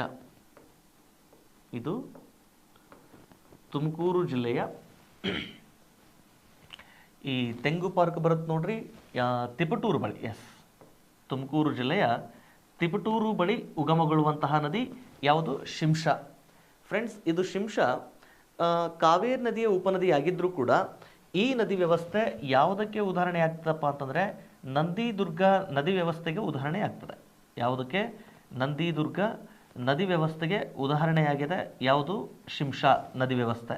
ಯಾಕಂದರೆ ಈ ನಂದಿದುರ್ಗ ಪರ್ವತ ಸಾಲುಗಳ ವ್ಯಾಪ್ತಿಯೊಳಗೆ ಈ ಶಿಂಷಾ ನದಿ ಉಗಮಗೊಳ್ತಕ್ಕಂಥದ್ದು. ಶಿಂಷಾ ನದಿ ಇದರ ಉಗಮ ತುಮಕೂರು ಜಿಲ್ಲೆಯ ತಿಪಟೂರು. ಇದು ಕರ್ನಾಟಕದೊಳಗೆ ನಂದಿದುರ್ಗ ನದಿ ವ್ಯವಸ್ಥೆ ವ್ಯಾಪ್ತಿಯೊಳಗೆ ಕಂಡುಬರುವಂತಹ ಪ್ರಮುಖ ಉಪನದಿ. ಅದಾದಮೇಲೆ ನೆಕ್ಸ್ಟ್ ಸರ್ ಅರ್ಕಾವತಿ ಅಂತ ಬರ್ತದೆ. ಮತ್ತೊಂದು ಉಪನದಿ ದಟ್ ಈಸ್ ಅರ್ಕಾವತಿ. ಅರ್ಕಾವತಿ ನದಿಯ ಉಗಮ ಅಂತ ಬಂದಾಗ ಇದು ಅರ್ಕಾವತಿ ನದಿ ನೆನಪಿರಲಿ ಚಿಕ್ಕಬಳ್ಳಾಪುರ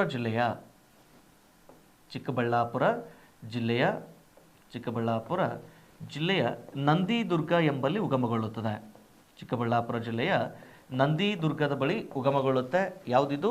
ಅರ್ಕಾವತಿ ನದಿ. ಆಮೇಲೆ ಶಿಂಷಾ ಇವೆರಡು ಏನಪ್ಪ ಅಂದರೆ ನಂದಿದುರ್ಗ ನದಿ ವ್ಯವಸ್ಥೆ ವ್ಯಾಪ್ತಿಯೊಳಗೆ ಕಂಡು ಬರ್ತವೆ. ಅದನ್ನು ಮತ್ತೆ ಮುಂದೆ ಚರ್ಚೆ ಮಾಡೋಣ. ಇವು ಕಾವೇರಿ ನದಿಯನ್ನು ಸೇರಿಕೊಳ್ತಕ್ಕಂಥದ್ದು. ಅರ್ಕಾವತಿ ನದಿಯ ಉಪನದಿ ಅಂತ ಬಂದಾಗ ನಾನು ಆಲ್ರೆಡಿ ಅಲ್ಲಿ ಚರ್ಚೆ ಮಾಡಿದ್ದೆ ಡಯಾಗ್ರಾಮ್ನ ವ್ಯಾಪ್ತಿಯೊಳಗೆ. ಸೊ ಅರ್ಕಾವತಿ ನದಿಯ ಉಪನದಿ ಅಂತ ಬಂದಾಗ ದಟ್ ಈಸ್ ಋಷಭಾವತಿ ಅಂತ ಬರ್ತದೆ. ಯಾವುದು ಸರ್? ಋಷಭಾವತಿ.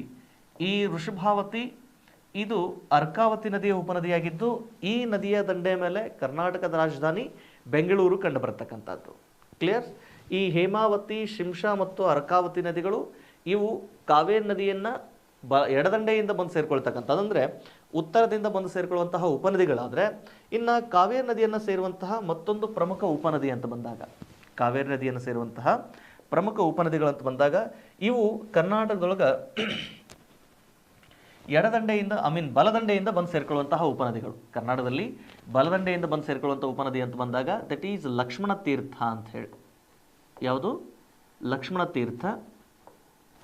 ಈ ಲಕ್ಷ್ಮಣ ತೀರ್ಥ ನದಿಗೆ ಸಂಬಂಧಪಟ್ಟ ಹಾಗೆ ಒಂದು ಸ್ವಲ್ಪ ಗಮನಿಸ್ರಿ. ಈ ನದಿಯ ಉಗಮ, ಲಕ್ಷ್ಮಣ ತೀರ್ಥ ನದಿಯ ಉಗಮ ಅಂತ ಬಂದಾಗ ಇದು ಕೊಡಗು ಜಿಲ್ಲೆಯ ಒಳಗೆ ಉಗಮಗೊಳ್ಳುತ್ತೆ.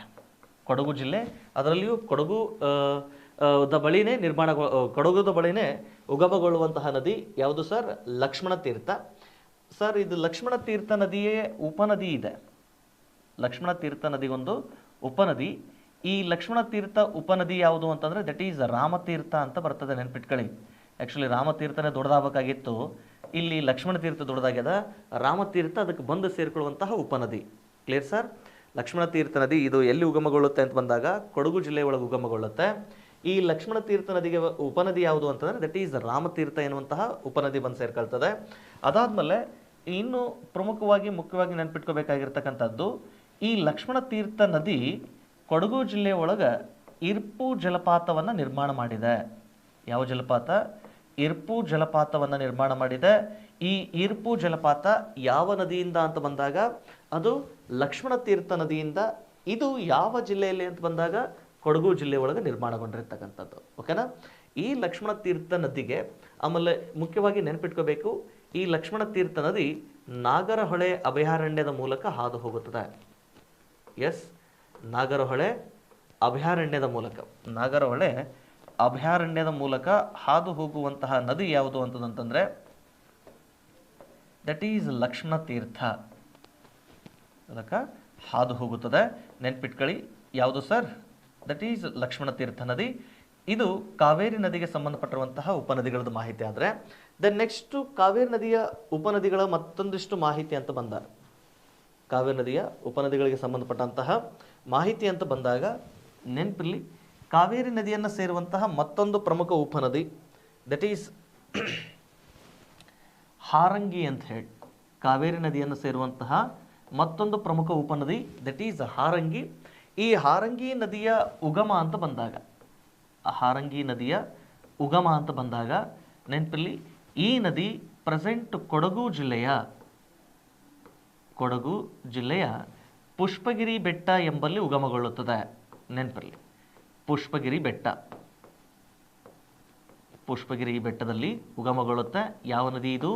ಹಾರಂಗಿ ನದಿ. ನೆನಪಿರಲಿ, ಬ್ರಹ್ಮಗಿರಿ ಬೆಟ್ಟದಲ್ಲಿ ಉಗಮಗೊಳ್ಳುವ ನದಿ ಕಾವೇರಿ, ಪುಷ್ಪಗಿರಿ ಬೆಟ್ಟದಲ್ಲಿ ಉಗಮಗೊಳ್ಳುವ ನದಿ ಯಾವುದು ಅಂತಂದರೆ ದಟ್ ಈಸ್ ಹಾರಂಗಿ.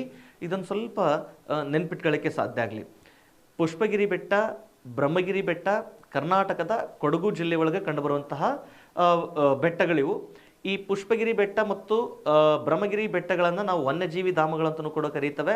ಇವು ಕರ್ನಾಟಕದ ಕೊಡಗು ಜಿಲ್ಲೆ ಒಳಗೆ ಕಂಡುಬರ್ತವೆ. ಬ್ರಹ್ಮಗಿರಿ ಬೆಟ್ಟದಲ್ಲಿ ಕಾವೇರಿ ನದಿ ಉಗಮಗೊಂಡ್ರೆ, ಪುಷ್ಪಗಿರಿ ಬೆಟ್ಟದಲ್ಲಿ ಅದೇ ಕಾವೇರಿ ನದಿಯನ್ನು ಹೋಗಿ ಸೇರುವ ಪ್ರಮುಖ ಉಪನದಿ ಹಾರಂಗಿ ನದಿ ಕಂಡುಬರ್ತಕ್ಕಂಥದ್ದು. ಈ ಹಾರಂಗಿ ನದಿಗೆ ಇಲ್ಲೊಂದು ಜಲಾಶಯವನ್ನು ನಿರ್ಮಾಣ ಮಾಡಿದ್ದಾವೆ. ಹಾರಂಗಿ ನದಿಗೆ ಜಲಾಶಯವನ್ನು ನಿರ್ಮಾಣ ಮಾಡಿದರೆ, ಹಾರಂಗಿ ನದಿಗೆ ಜಲಾಶಯವನ್ನು ನಿರ್ಮಾಣ ಮಾಡಲಾಗಿದೆ. ಸೊ ಹಾರಂಗಿ ನದಿಗೆ ನಿರ್ಮಾಣ ಮಾಡಿರುವ ಪ್ರಮುಖ ಜಲಾಶಯ ಅಂತಂದರೆ ದಟ್ ಈಸ್ ಹಾರಂಗಿ ಜಲಾಶಯ ಅಂತ ಕರೀತವೆ. ಯಾವುದು? ಹಾರಂಗಿ ಜಲಾಶಯ. ಈ ಹಾರಂಗಿ ಜಲಾಶಯ ಇದು ಎಲ್ಲಿ ಕಂಡು ಬರ್ತದೆ ಅಂತ ಬಂದಾಗ ಪ್ರೆಸೆಂಟ್ ಕೊಡಗು ಜಿಲ್ಲೆಯ ಸೋಮವಾರಪೇಟೆ ತಾಲೂಕಿನ ಹುದುಗರಹಳ್ಳಿಯ ಬಳಿ ಕಂಡು ಬರ್ತದೆ. ಸೋಮವಾರಪೇಟೆ ತಾಲೂಕಿನ ಹುದುಗರಹಳ್ಳಿ, ಇಲ್ಲಿ ಗಮನಿಸ್ರಿ ಯಾವ ವ್ಯಾಪ್ತಿಯೊಳಗಂತ ಬಂದಾಗ, ಎಸ್, ಸೋಮವಾರಪೇಟೆ ತಾಲೂಕಿನ ಹುದುಗರಹಳ್ಳಿಯ ಬಳಿ ಕಂಡು ಬರ್ತದೆ. ಕೊಡಗು ಜಿಲ್ಲೆಯ ಸೋಮವಾರಪೇಟೆ ತಾಲೂಕಿನ ಹುದುಗರಹಳ್ಳಿಯ ಬಳಿ ಕಂಡುಬರುವಂತಹ ಜಲಾಶಯ ದಟ್ ಈಸ್ ಹಾರಂಗಿ ಜಲಾಶಯ ಅಂತ ಹೇಳಿ. ಇದು ಕಾವೇರಿ ನದಿಯ ಉಪನದಿಗಳಲ್ಲಿ ಸೇರುವಂತಹ ಪ್ರಮುಖ ನದಿಗಳಲ್ಲಿ ನಿರ್ಮಾಣ ಮಾಡಿರುವಂತಹ ಪ್ರಮುಖ ಜಲಾಶಯ ದಟ್ ಈಸ್ ಹುದುಗರಹಳ್ಳಿ ಜಲಾಶಯ. ಹುದುಗರಹಳ್ಳಿ ಜಲಾಶಯಕ್ಕೆ ನಾವು ಹಾರಂಗಿ ಜಲಾಶಯ ಅಂತ ಕರೀತೇವೆ. ಈ ಹಾರಂಗಿ ಜಲಾಶಯ ಇದು ಯಾವ ಜಿಲ್ಲೆಯಲ್ಲಿ ಕಂಡುಬರುತ್ತೆ ಅಂತ ಬಂದಾಗ ಕೊಡಗು ಜಿಲ್ಲೆ ಒಳಗೆ ಕಂಡು ಬರ್ತಕ್ಕಂಥದ್ದು. ಇದು ಹಾರಂಗಿ ನದಿಗೆ ಸಂಬಂಧಪಟ್ಟಂಥ ಒಂದಿಷ್ಟು ಮಾಹಿತಿ. ಆದರೆ ದೆನ್ ನೆಕ್ಸ್ಟ್ ಕಾವೇರಿ ನದಿಯನ್ನು ಸೇರುವಂತಹ ಪ್ರಮುಖ ಉಪನದಿ ಕರ್ನಾಟಕದೊಳಗೆ ಮತ್ತೊಂದು ದಟ್ ಈಸ್ ಕಬಿನಿ ಅಂತ ಹೇಳಿ. ಯಾವುದು? ಕಬಿನಿ. ಈ ಕಬಿನಿ ನದಿಯ ಉಗಮ ಅಂತ ಬಂದಾಗ ಈ ನದಿ ಎಲ್ಲಿ ಉಗಮಗೊಳ್ಳುತ್ತದೆ? ಯಾವುದು? ಕಬಿನಿ ನದಿಯ ಉಗಮ. ನೆನಪಿರಲಿ, ಈ ನದಿಯು ಕೇರಳ ರಾಜ್ಯದ ಉತ್ತರ ವೈನಾಡು ಎಂಬಲ್ಲಿ ಉಗಮಗೊಳ್ಳುತ್ತದೆ. ಕೇರಳ ರಾಜ್ಯದ ಉತ್ತರ ವೈನಾಡು ಎಂಬಲ್ಲಿ ಉಗಮಗೊಳ್ಳುತ್ತೆ. ಯಾವುದಿದು? ಕಬಿನಿ ನದಿ. ಬಟ್ ಫ್ರೆಂಡ್ಸ್, ಕಬಿನಿ ನದಿ ಕರ್ನಾಟಕದಲ್ಲಿ ಹರಿಬೇಕಾದ್ರೆ ಕಬಿನಿ ನದಿಯನ್ನು ಕರ್ನಾಟಕದಲ್ಲಿ ಕಪಿಲಾ ಅಂತಂದೇಳಿ ಕರೀತವೆ. ನೆನಪಿರಲಿ, ಕಬಿನಿ ನದಿಯನ್ನು ಕರ್ನಾಟಕದೊಳಗೆ ಕಪಿಲಾ ನದಿ ಅಂತಂದೇಳಿ ಕರೀತವೆ. ಈ ಕಪಿಲಾ ನದಿಯ ದಂಡೆಯ ಮೇಲೆ ಕರ್ನಾಟಕದ ಅತಿದೊಡ್ಡ ದೇವಸ್ಥಾನ ನಂಜುಂಡೇಶ್ವರ ದೇವಸ್ಥಾನ ಈ ನದಿಯ ದಂಡೆಯ ಮೇಲೆ ಬರ್ತಕ್ಕಂಥದ್ದು. ನಂಜುಂಡೇಶ್ವರ ದೇವಸ್ಥಾನ ಈ ನದಿಯ ದಂಡೆಯ ಮೇಲೆ ಬರ್ತದೆ. ಆಮೇಲೆ ಈ ನಂಜುಂಡೇಶ್ವರ ದೇವಸ್ಥಾನ ಈ ನದಿಯ ಎಡದಂಡೆಯಲ್ಲಿದೆಯೋ ಅಥವಾ ಬಲದಂಡೆಯಲ್ಲಿ ಇದೆಯೋ ಅಂತಂದೇಳಿ ಒಂದಿಟ್ಟು ಹೋಮ್ ವರ್ಕ್ ಮಾಡ್ಕೊಂಡು ತಿಳ್ಕೊಳ್ಳಿಕ್ಕೆ ಸಾಧ್ಯ ಆಗಲಿ. ಯಾಕಂದರೆ ಇವತ್ತು ನದಿಗಳ ವ್ಯಾಪ್ತಿಯಲ್ಲಿ ಎಡದಂಡೆಯಲ್ಲಿದೆಯೋ ಅಥವಾ ಬಲದಂಡೆಯಲ್ಲಿದೆಯೋ ಅನ್ನೋದರ ಮೇಲೆ ಸುಮಾರು 2 ಪ್ರಶ್ನೆಗಳನ್ನು ಈಗ ಆಲ್ರೆಡಿ ಕೇಳಿದ್ದಾನೆ. ಒಂದು ಕೈಗಾ ನದಿಗೆ ಕೈಗಾ ಅಣುವಿದ್ಯುತ್ ಸ್ಥಾವರಕ್ಕೆ ಸಂಬಂಧಪಟ್ಟಾಗ ಒಂದ್ಸಲ ಪ್ರಶ್ನೆ ಕೇಳಿದ್ದಾನೆ. ಆಮೇಲೆ ತುಂಗಭದ್ರಾ ನದಿಯ ದಂಡೆಯ ಮೇಲೆ ಬರುವಂತಹ ವಿಜಯನಗರ ಸಾಮ್ರಾಜ್ಯ ಬಲದಂಡೆಯ ಮೇಲೆ ಬರುತ್ತೋ ಇನ್ನು ಎಡದಂಡೆಯ ಮೇಲೆ ಬರುತ್ತೋ ಅನ್ನೋದ್ರ ಮೇಲೆ ಪ್ರಶ್ನೆ ಕೇಳಿದ್ದಾನೆ. ಹಾಗೆ ಈಗ ಈ ಕಬಿನಿ ನದಿಯ ದಂಡೆ ಅಥವಾ ಕಪಿಲಾ ನದಿಯ ದಂಡೆಯ ಮೇಲಿರುವಂಥ ನಂಜನಗೂಡು ನಂಜುಂಡೇಶ್ವರ ಬಲದಂಡೆಯಲ್ಲಿದೆಯೋ ಅಥವಾ ಎಡದಂಡೆಯಲ್ಲಿದೆಯೋ ಒಂದಿಷ್ಟು ಹೋಮ್ವರ್ಕ್ ಮಾಡಿಟ್ಕೊಳ್ಳಿಕ್ಕೆ ಸಾಧ್ಯ ಆಗಿರಲಿ. ಓಕೆನಾ? ಇದು ನಂಜನಗೂಡು ನಂಜುಂಡೇಶ್ವರ ದೇವಸ್ಥಾನ ಕಪಿಲಾ ನದಿಯ ದಂಡೆಯ ಮೇಲೆ ಕಂಡು ಬರ್ತಕ್ಕಂಥದ್ದು. ಇದು ಕಬಿನಿ ನದಿಯ ಪ್ರಮುಖ ನದಿ. ಕಬಿನಿ ನದಿಗೆ ಕರ್ನಾಟಕದೊಳಗಿರುವಂತಹ ಹೆಸರು ಅಂತ ಬಂದಾಗ ದಟ್ ಈಸ್ ಕಪಿಲಾ. ಈ ನದಿಯನ್ನು ಸೇರುವಂತಹ ಪ್ರಮುಖ ಉಪನದಿ ಯಾವ ನದಿಯನ್ನು ಸೇರುವಂತಹದ್ದು? ಎಸ್, ಕಬಿನಿ ನದಿಯನ್ನು ಸೇರುವಂತಹ ಪ್ರಮುಖ ಉಪನದಿ ಅಂತ ಬಂದಾಗ ದಟ್ ಈಸ್ ನುಗು ನದಿ ಅಂತ ಹೇಳಿ. ಯಾವುದು? ನುಗು ನದಿ. ಈ ನುಗು ನದಿಗೂ ಮತ್ತು ಕಬಿನಿ ನದಿಗೂ ಜಲಾಶಯವನ್ನ ನಿರ್ಮಾಣ ಮಾಡಲಾಗ್ಯದ. ಅದರಲ್ಲಿಯೂ ಕಬಿನಿ ಜಲಾಶಯ ಯಾವುದಿದು? ಕಬಿನಿ ನದಿಗೆ ನಿರ್ಮಾಣ ಮಾಡಿರುವ ಪ್ರಮುಖ ಜಲಾಶಯ ಅಂತಂದ್ರೆ ದಟ್ ಈಸ್ ಕಬಿನಿ ಜಲಾಶಯ. ಈ ಕಬಿನಿ ಜಲಾಶಯ ಇದು ಎಲ್ಲಿ ನಿರ್ಮಾಣಗೊಂಡಿದೆ ಅಂತಂದ್ರೆ ಮೈಸೂರು ಜಿಲ್ಲೆಯ ಎಚ್ ಡಿ ಕೋಟೆಯ ಬಳಿ. ಮೈಸೂರು ಜಿಲ್ಲೆಯ ಎಚ್ ಡಿ ಕೋಟೆಯ ಬಳಿ ನಿರ್ಮಾಣ ಮಾಡಲಾಗ್ಯದ. ಇದು ಕಬಿನಿ ಜಲಾಶಯಕ್ಕೆ ಸಂಬಂಧಪಟ್ಟಿರ್ತಕ್ಕಂಥದ್ದು. ಕಬಿನಿ ಜಲಾಶಯ, ಆಮೇಲೆ ನುಗು ನದಿಗೆ ಒಂದು ಸಣ್ಣ ಜಲಾಶಯ ಇದೆ, ನುಗು ಜಲಾಶಯ ಅಂತ ಹೇಳಿ. ಈ ಎರಡೂ ಜಲಾಶಯಗಳು ನಿರ್ಮಾಣಗೊಂಡಿರೋದು ಮೈಸೂರು ಜಿಲ್ಲೆಯ ಎಚ್ ಡಿ ಕೋಟೆಯ ಬಳಿ. ನಾನು ಆಲ್ರೆಡಿ ಹೇಳ್ತಾ ಇದ್ದೆ, ನುಗು ನದಿ ಇದು ಕಬಿನಿ ನದಿಯ ಉಪನದಿಯಾಗಿದ್ದು, ನುಗು ನದಿಯ ಹರಿವಿನ ಪಾತ್ರದೊಳಗ ಮೈಸೂರು ಜಿಲ್ಲೆಯೊಳಗ ನುಗು ವನ್ಯಜೀವಿ ಧಾಮವನ್ನು ನಿರ್ಮಾಣ ಮಾಡಿದ್ದಾರೆ. ನುಗು ವನ್ಯಜೀವಿ ಧಾಮ ಇದು ಯಾವ ಜಿಲ್ಲೆಯಲ್ಲಿದೆ ಅಂತ ಕೇಳಿದಾಗ ಅದು ಮೈಸೂರು ಜಿಲ್ಲೆಯ ವ್ಯಾಪ್ತಿಯೊಳಗೆ ಕಂಡು ಬರ್ತದೆ. ಅದೊಂದು ಪಾಯಿಂಟ್ ನೆನ್ಪಿಟ್ಕೊಳ್ಳಿಕ್ಕೆ ಸಾಧ್ಯ ಆಗಲಿ. ಇದು ಕಬಿನಿ ನದಿಗೆ ಸಂಬಂಧಪಟ್ಟದ್ದಾದರೆ ದೆನ್ ಕಬಿನಿ ನದಿ ಆದಮೇಲೆ ಓಕೆ, ಆರಂಗಿ ನದಿ, ಕಬಿನಿ ನದಿ, ಲಕ್ಷ್ಮಣ ತೀರ್ಥ, ಇವುಗಳ ಜೊತೆಗೆ ಮತ್ತೆ ಈ ಕರ್ನಾಟಕದ ವ್ಯಾಪ್ತಿಯೊಳಗೆ ಕಂಡು ಬರುವಂತಹ ಇವುಗಳನ್ನು ಬಿಟ್ಟು ಮತ್ತೊಂದಿಷ್ಟು ಉಪನದಿಗಳಿದಾವೆ. ಲೋಕಪಾವನಿ ಅಂತ ಬರ್ತದೆ. ಯಾವುದು? ಲೋಕಪಾವನಿ ಅಂತ ಬರ್ತದೆ. ಲೋಕಪಾವನಿ ಆದಮೇಲೆ ದೆನ್ ನೆಕ್ಸ್ಟು ಸುವರ್ಣಾವತಿ ಅಂತ ಬರ್ತದೆ. ಲೋಕಪಾವನಿ, ಸುವರ್ಣಾವತಿ ಅಂತಂದೇಳಿ ಬರ್ತದೆ. ಕೆಲವೊಂದು ಕಡೆ ಹೇಳ್ತಾರೆ ಸುವರ್ಣಾವತಿ ಹಾರಂಗಿ ನದಿಗೆನೆ ಸುವರ್ಣಾವತಿ ಅಂತಂದೇಳಿ ಕರೀತಾರೆ ಅಂತ ಕೆಲವೊಂದಿಷ್ಟು ಅಭಿಪ್ರಾಯಪಟ್ಟರೆ. ಬಟ್ ಸುವರ್ಣಾವತಿ ನದಿ ಇದು ಚಾಮರಾಜನಗರ ಜಿಲ್ಲೆಯ ಪಣಜೂರು ಎಂಬಲ್ಲಿ ಉಗಮಗೊಳ್ಳುತ್ತೆ ಅಂತಂದೇಳಿ ಕಂಡು ಬರುತ್ತೆ ಅಂತಂದೇಳಿ ಕೆಲವೊಂದಿಷ್ಟು ಜನ ಅಭಿಪ್ರಾಯ ಪಡ್ತಕ್ಕಂಥದ್ದು. ಸೊ ಲೋಕಪಾವನಿ ನದಿ ಇದು ಮಂಡ್ಯ ಜಿಲ್ಲೆಯ ವ್ಯಾಪ್ತಿಯೊಳಗೆ ಕಂಡು ಬರ್ತಕ್ಕಂಥದ್ದು. ಈ ಲೋಕಪಾವನಿ ನದಿಯ ದಂಡೆಯ ಮೇಲೆ ಮಂಡ್ಯ ಜಿಲ್ಲೆಯೊಳಗೆ ಪ್ರಮುಖ ದೇವಸ್ಥಾನ ಇದು ಯಾವುದು? ಮಂಡ್ಯ ಜಿಲ್ಲೆ ಮೇಲುಕೋಟೆ ಚಲವನಾರಾಯಣ ಸ್ವಾಮಿ ಅಂತ ಹೇಳಿ, ಮೇಲುಕೋಟೆ ಚಲವನಾರಾಯಣ ಸ್ವಾಮಿ ದೇವಸ್ಥಾನ ಇದು ಲೋಕಪಾವನಿ ನದಿಯ ವ್ಯಾಪ್ತಿಯೊಳಗೆ ಕಂಡುಬರುವಂತಹ ದೇವಸ್ಥಾನ ಆಗಿರ್ತಕ್ಕಂಥದ್ದು. ಲೋಕಪಾವನಿ, ಸುವರ್ಣಾವತಿ ಇವುಗಳು ಯಾವ ನದಿಯ ಉಪನದಿಗಳು ಅಂತಂದರೆ ಕಾವೇರಿ ನದಿಯ ಉಪನದಿಗಳು. ಇವು ಕರ್ನಾಟಕದಲ್ಲಿ ಹೋಗಿ ಸೇರುವಂತಹ ಉಪನದಿಗಳಾಗಿರ್ತಕ್ಕಂಥದ್ದು. ಇದಿಷ್ಟು ಮಾಹಿತಿ ಇದು ಯಾವ ನದಿಗೆ ಸಂಬಂಧಪಟ್ಟಿರತಕ್ಕಂಥದ್ದು ಅಂತಂದರೆ ಕಾವೇರಿ ನದಿಗೆ ಸಂಬಂಧಪಟ್ಟಿರುವಂತಹ ಮಾಹಿತಿ. ಇದನ್ನು ಬಿಟ್ಟು ಮತ್ತು ಕಾವೇರಿ ನದಿಯನ್ನು ಸೇರುವಂತಹ ಉಪನದಿಗಳಲ್ಲಿ ಮತ್ತೆ ತಮಿಳುನಾಡಿನೊಳಗೆ ಭವಾನಿ ನದಿ ಇದೆ. ಆ ಭವಾನಿ ನದಿಯನ್ನು ಸೇರುವಂತಹ ಉಪನದಿ ಅಂತಂದರೆ ದಟ್ ಈಸ್ ಮೋಯಾರ್. ಈ ಮೋಯಾರ್ ನದಿ ಕರ್ನಾಟಕ ಮತ್ತು ತಮಿಳುನಾಡನ್ನು ಬೇರ್ಪಡಿಸುವಂತಹ ಕರ್ನಾಟಕದ ದಕ್ಷಿಣದ ಗಡಿಯಾಗಿದೆ. ಅಥವಾ ಕರ್ನಾಟಕ ಮತ್ತು ತಮಿಳುನಾಡಿನ ಜಲಗಡಿಯಾಗಿ ನಿರ್ಮಾಣಗೊಂಡಿರುವ ನದಿ ಯಾವುದು ಅಂತ ಕೇಳ್ತಾನೆ, ದಟ್ ಈಸ್ ಮೋಯಾರ್ ನದಿ ಅಂತ ಹೇಳಿ. ಯಾವುದು ಸರ್? ಮೋಯಾರ್ ನದಿ. ಮೋಯಾರ್ ಇದು ತಮಿಳುನಾಡು ಮತ್ತು ಕರ್ನಾಟಕದ ಜಲಗಡಿಯಾಗಿರುವಂತಹ ಪ್ರದೇಶ ಇದು, ಜಲಗಡಿ. ಆಮೇಲೆ ನಮಗೆ ಮುಖ್ಯವಾಗಿ ನೆನಪಿರೋದು ನೋಡ್ರಿ, ಆರಂಗಿ ನದಿ ಆಗಿರ್ಬೋದು, ಕಬಿನಿ ನದಿ ಆಗಿರ್ಬೋದು, ಹೇಮಾವತಿ ನದಿಗಳಾಗಿರ್ಬೋದು. ಹೇಮಾವತಿ ನದಿಗೆ ಹಾಸನ ಜಿಲ್ಲೆಯ ಬಳಿ ನಿರ್ಮಾಣ ಮಾಡಿರುವ ಜಲಾಶಯ ದಟ್ ಈಸ್ ಹೇಮಾವತಿ ಜಲಾಶಯ. ಅದನ್ನು ನಾವು ಗೋರೂರು ಜಲಾಶಯ ಅಂತ ಕರೀತೇವೆ, ಅದೊಂದು ಜಲಾಶಯ. ಆಮೇಲೆ ಹಾರಂಗಿ ನದಿಗೆ ಹುದುಗರಳ್ಳಿಯ ಬಳಿ ನಿರ್ಮಾಣ ಮಾಡಿರುವಂತಹ ಜಲಾಶಯ ದಟ್ ಈಸ್ ಹಾರಂಗಿ ಜಲಾಶಯ. ಅದಾದಮೇಲೆ ಕಬಿನಿ ನದಿಗೆ ನಿರ್ಮಾಣ ಮಾಡಿರುವಂಥ ಪ್ರಮುಖ ಜಲಾಶಯ ಕಬಿನಿ ಜಲಾಶಯ. ಈ ಜಲಾಶಯಗಳು ಕಾವೇರಿ ಜಲಾನಯನ ವ್ಯಾಪ್ತಿಯೊಳಗೆ ತುಂಬ ಮುಖ್ಯವಾಗಿರ್ತಕ್ಕಂಥದ್ದು. ಆ ವ್ಯಾಪ್ತಿಯಲ್ಲಿನ ನೀರಾವರಿಯ ಸೌಲಭ್ಯವನ್ನು ತೀರಾ ಉತ್ತಮ ಗುಣಮಟ್ಟಕ್ಕೆ ತಂದಿಟ್ಟುಕೊಂಡಿರ್ತಕ್ಕಂಥದ್ದು. ಜೊತೆಗೆ ಆ ವ್ಯಾಪ್ತಿಯಲ್ಲಿನ ನೀರಾವರಿಯ ಸೌಲಭ್ಯಕ್ಕೆ ಕೊರತೆಯಾಗಬಹುದಾದ ನೀರಿನ ಕೊರತೆಯನ್ನು ನೀವು ನೀಗಿಸ್ತವೆ.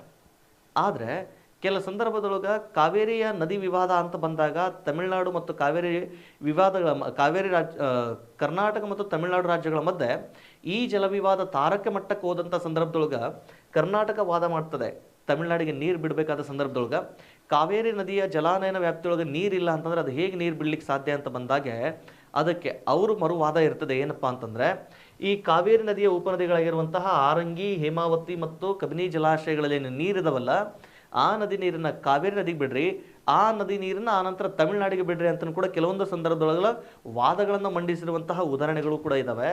ಹಾಗಾಗಿ ಈ ಜಲಾಶಯಗಳು ಕಾವೇರಿ ಜಲಾನಯನ ವ್ಯಾಪ್ತಿಯೊಳಗೆ ಕರ್ನಾಟಕದಲ್ಲಿನ ತುಂಬ ಪ್ರಮುಖವಾಗಿರುವಂತಹ ಜಲಾಶಯಗಳು. ಓಕೆನಾ, ಇದೊಂದಿಷ್ಟು ಮಾಹಿತಿ ನಿಮಗೆ ನೆನ್ಪಿಟ್ಕೊಳ್ಳಿಕ್ಕೆ ಸಾಧ್ಯ ಆಗಲಿ ಅಂತ ಹೇಳ್ತಾ ಇದಿಷ್ಟು ಕಾವೇರಿ ನದಿಗೆ ಸಂಬಂಧಪಟ್ಟಂಥ ಒಂದಿಷ್ಟು ಮಾಹಿತಿ. ಆದರೆ ನೆಕ್ಸ್ಟ್ ಕರ್ನಾಟಕದ ಪಶ್ಚಿಮಾಭಿಮುಖವಾಗಿ ನದಿಗಳ ಬಗ್ಗೆ ಒಂದಿಷ್ಟು ಚರ್ಚೆ ಮಾಡ್ಬೋದು. ಪಶ್ಚಿಮಾಭಿಮುಖವಾಗಿ ನದಿಗಳ ಮೇಲೆ ಒಂದಿಷ್ಟು ಒಳ್ಳೆ ಕಾನ್ಸೆಪ್ಟ್ಗಳಿದಾವೆ, ಆ ಕಾನ್ಸೆಪ್ಟನ್ನು ನೆಕ್ಸ್ಟ್ ಕ್ಲಾಸಲ್ಲಿ ಚರ್ಚೆ ಮಾಡ್ತಾನೆ. ಇವತ್ತು ಕರ್ನಾಟಕದ ಪ್ರಮುಖ ನದಿ ವ್ಯವಸ್ಥೆಯ ವ್ಯಾಪ್ತಿಯೊಳಗೆ ಮತ್ತೊಂದು ಪ್ರಮುಖ ನದಿ ವ್ಯವಸ್ಥೆ, ಕರ್ನಾಟಕದ ನದಿ ವ್ಯವಸ್ಥೆಯ ವ್ಯಾಪ್ತಿಯೊಳಗೆ ಮತ್ತೊಂದು ಪ್ರಮುಖ ನದಿ ವ್ಯವಸ್ಥೆ ನೆನಪಿರಲಿ, ಗೋದಾವರಿ ನದಿ ವ್ಯವಸ್ಥೆಗೆ ಸಂಬಂಧಪಟ್ಟ ಹಾಗೆ ಒಂದಿಷ್ಟು ಚರ್ಚೆ ಮಾಡ್ತಾನೆ. ಗೋದಾವರಿ ನದಿ ವ್ಯವಸ್ಥೆ ಫ್ರೆಂಡ್ಸ್, ಗೋದಾವರಿ ನದಿ ವ್ಯವಸ್ಥೆ ಕರ್ನಾಟಕದಲ್ಲಿ ಇದೆಯಾ ಅಂತ ಪ್ರಶ್ನೆ ಮಾಡಿದಾಗ ಗೋದಾವರಿ ನದಿ ವ್ಯವಸ್ಥೆಯ ವ್ಯಾಪ್ತಿ ಕರ್ನಾಟಕದಲ್ಲಿ ಇಲ್ಲ, ಆದರೆ ಗೋದಾವರಿ ನದಿಯ ಜಲಾನಯನ ವ್ಯಾಪ್ತಿ ಕರ್ನಾಟಕದಲ್ಲಿ ಇದೆ. ಗೋದಾವರಿ ನದಿಯ ಜಲಾನಯನ ವ್ಯಾಪ್ತಿಯಲ್ಲಿ ಕಂಡುಬರುವಂತಹ ಪ್ರಮುಖ ನದಿಗಳು ಅಂತ ಬಂದಾಗ ದಟ್ ಈಸ್ ಮಾಂಜಾರ ಎನ್ನುವ ನದಿ ಬಂದು ಸೇರ್ಕೊಳ್ತದೆ. ಯಾವುದು ಸರ್?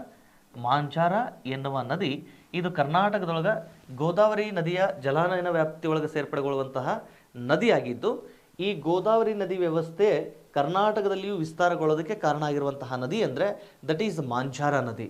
Clear sir? ಕರ್ನಾಟಕದಲ್ಲಿ ಗೋದಾವರಿ ನದಿಯ ಜಲಾನಯನ ವ್ಯಾಪ್ತಿ ಇದೆಯಾ ಅಂತ ಪ್ರಶ್ನೆ ಕೇಳಿದಾಗ ಅಫ್ಕೋರ್ಸ್ ಇದೆ ಅಂತಲೇ ನಾವು ಗುರುತಿಸಬೇಕು.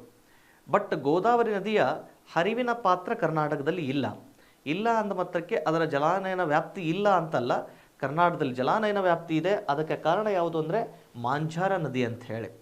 ಈ ಮಾಂಜಾರ ನದಿ ಬಗ್ಗೆ ಒಂದಿಷ್ಟು ತಿಳ್ಕೊಳ್ಳೋದಾದರೆ, ಮಾಂಜಾರ ನದಿಯ ಉಗಮ ಅಂತ ಬಂದಾಗ, ಮಾಂಜಾರ ನದಿಯ ಉಗಮ ನೆನಪಿರಲಿ ಸರ್, ಇದು ಮಹಾರಾಷ್ಟ್ರದ ಬಾಲ್ಘಾಟ್ ಶ್ರೇಣಿಯಲ್ಲಿ ಉಗಮಗೊಳ್ಳುತ್ತದೆ.